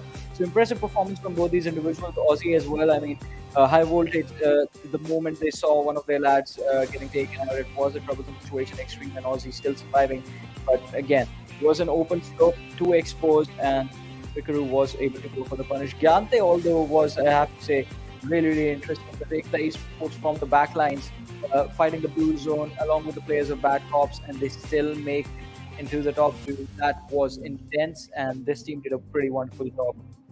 Definitely, but talking about the match, I'm right. The paint using those 17 utilities, obviously. I mean, it's kind of Trikru's proper summary, except obviously, Ekta's Yante coming up with the longest distance kill. Otherwise, it's Trikru all over. With maximum assists as well, just 2 in numbers. Well, 2 assists is going to be the maximum. I believe it was just every man just picking up those kills instantly. And towards the end, I mean, they were doing this quite nicely as well. Just the knock and the finish, not even giving an opportunity or not even thinking about the fact that if someone hears them, someone might be able to take them out. They realized they had the man advantage. Every single other squad was not present with enough players, and they capitalized on that fact. But look at this, 27 points coming for Trikru Nepal. EKTA Esports with 20 points from this game. Quite a nice finish by them as well. Vibes with 13, Team High Voltage with 14 points. So we are finally going to see High Voltage and EKTA, both of the squads, move up in the standings as well. Yeah, that's just, that's pretty good. But 9 to 16 is somehow, it was in its own ups and downs. P and Crew, well, they did decent, talking about those 2 kill points that they have. Team XTREME, 1 placement, 1 kill, pretty decent for themselves. But Wayout SATAN, a team that was looking really strong previously, they're gonna just, falked out. Yeah, quite an early exit for Wayout SATAN and Miramar specifically. But I mean, I'm happy to see that Ace is not a part of the bottom 8 in this game.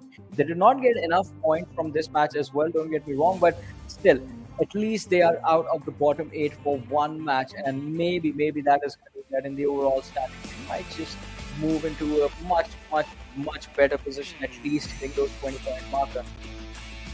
Exactly. But if you just look at the open moments, I mean, this is where the chaos obviously was just building up all together, and the players were trying. But the open area fights that were just going somehow just against the will of the players, it kind of just went down its own bads or crazies. But this again, Play Zone was also playing its own part with every fight that was just moving up forward too. Well, definitely. I mean, they were playing a really important part, but Trikru Nepal, again, the domination that this team displayed was phenomenal in this match. A good performance after a lot of downtime that was there from them during the early stages. I mean, the first 3 days, in fact, it's the last week that they did really well and have managed to finish inside of the top 16 for now. But again, the day as an overall did belong to EKTA Esports. 5 games in the jump from the last page of the standings to the top 5, and I believe they're going to be moving really nicely inside the top 5 as well.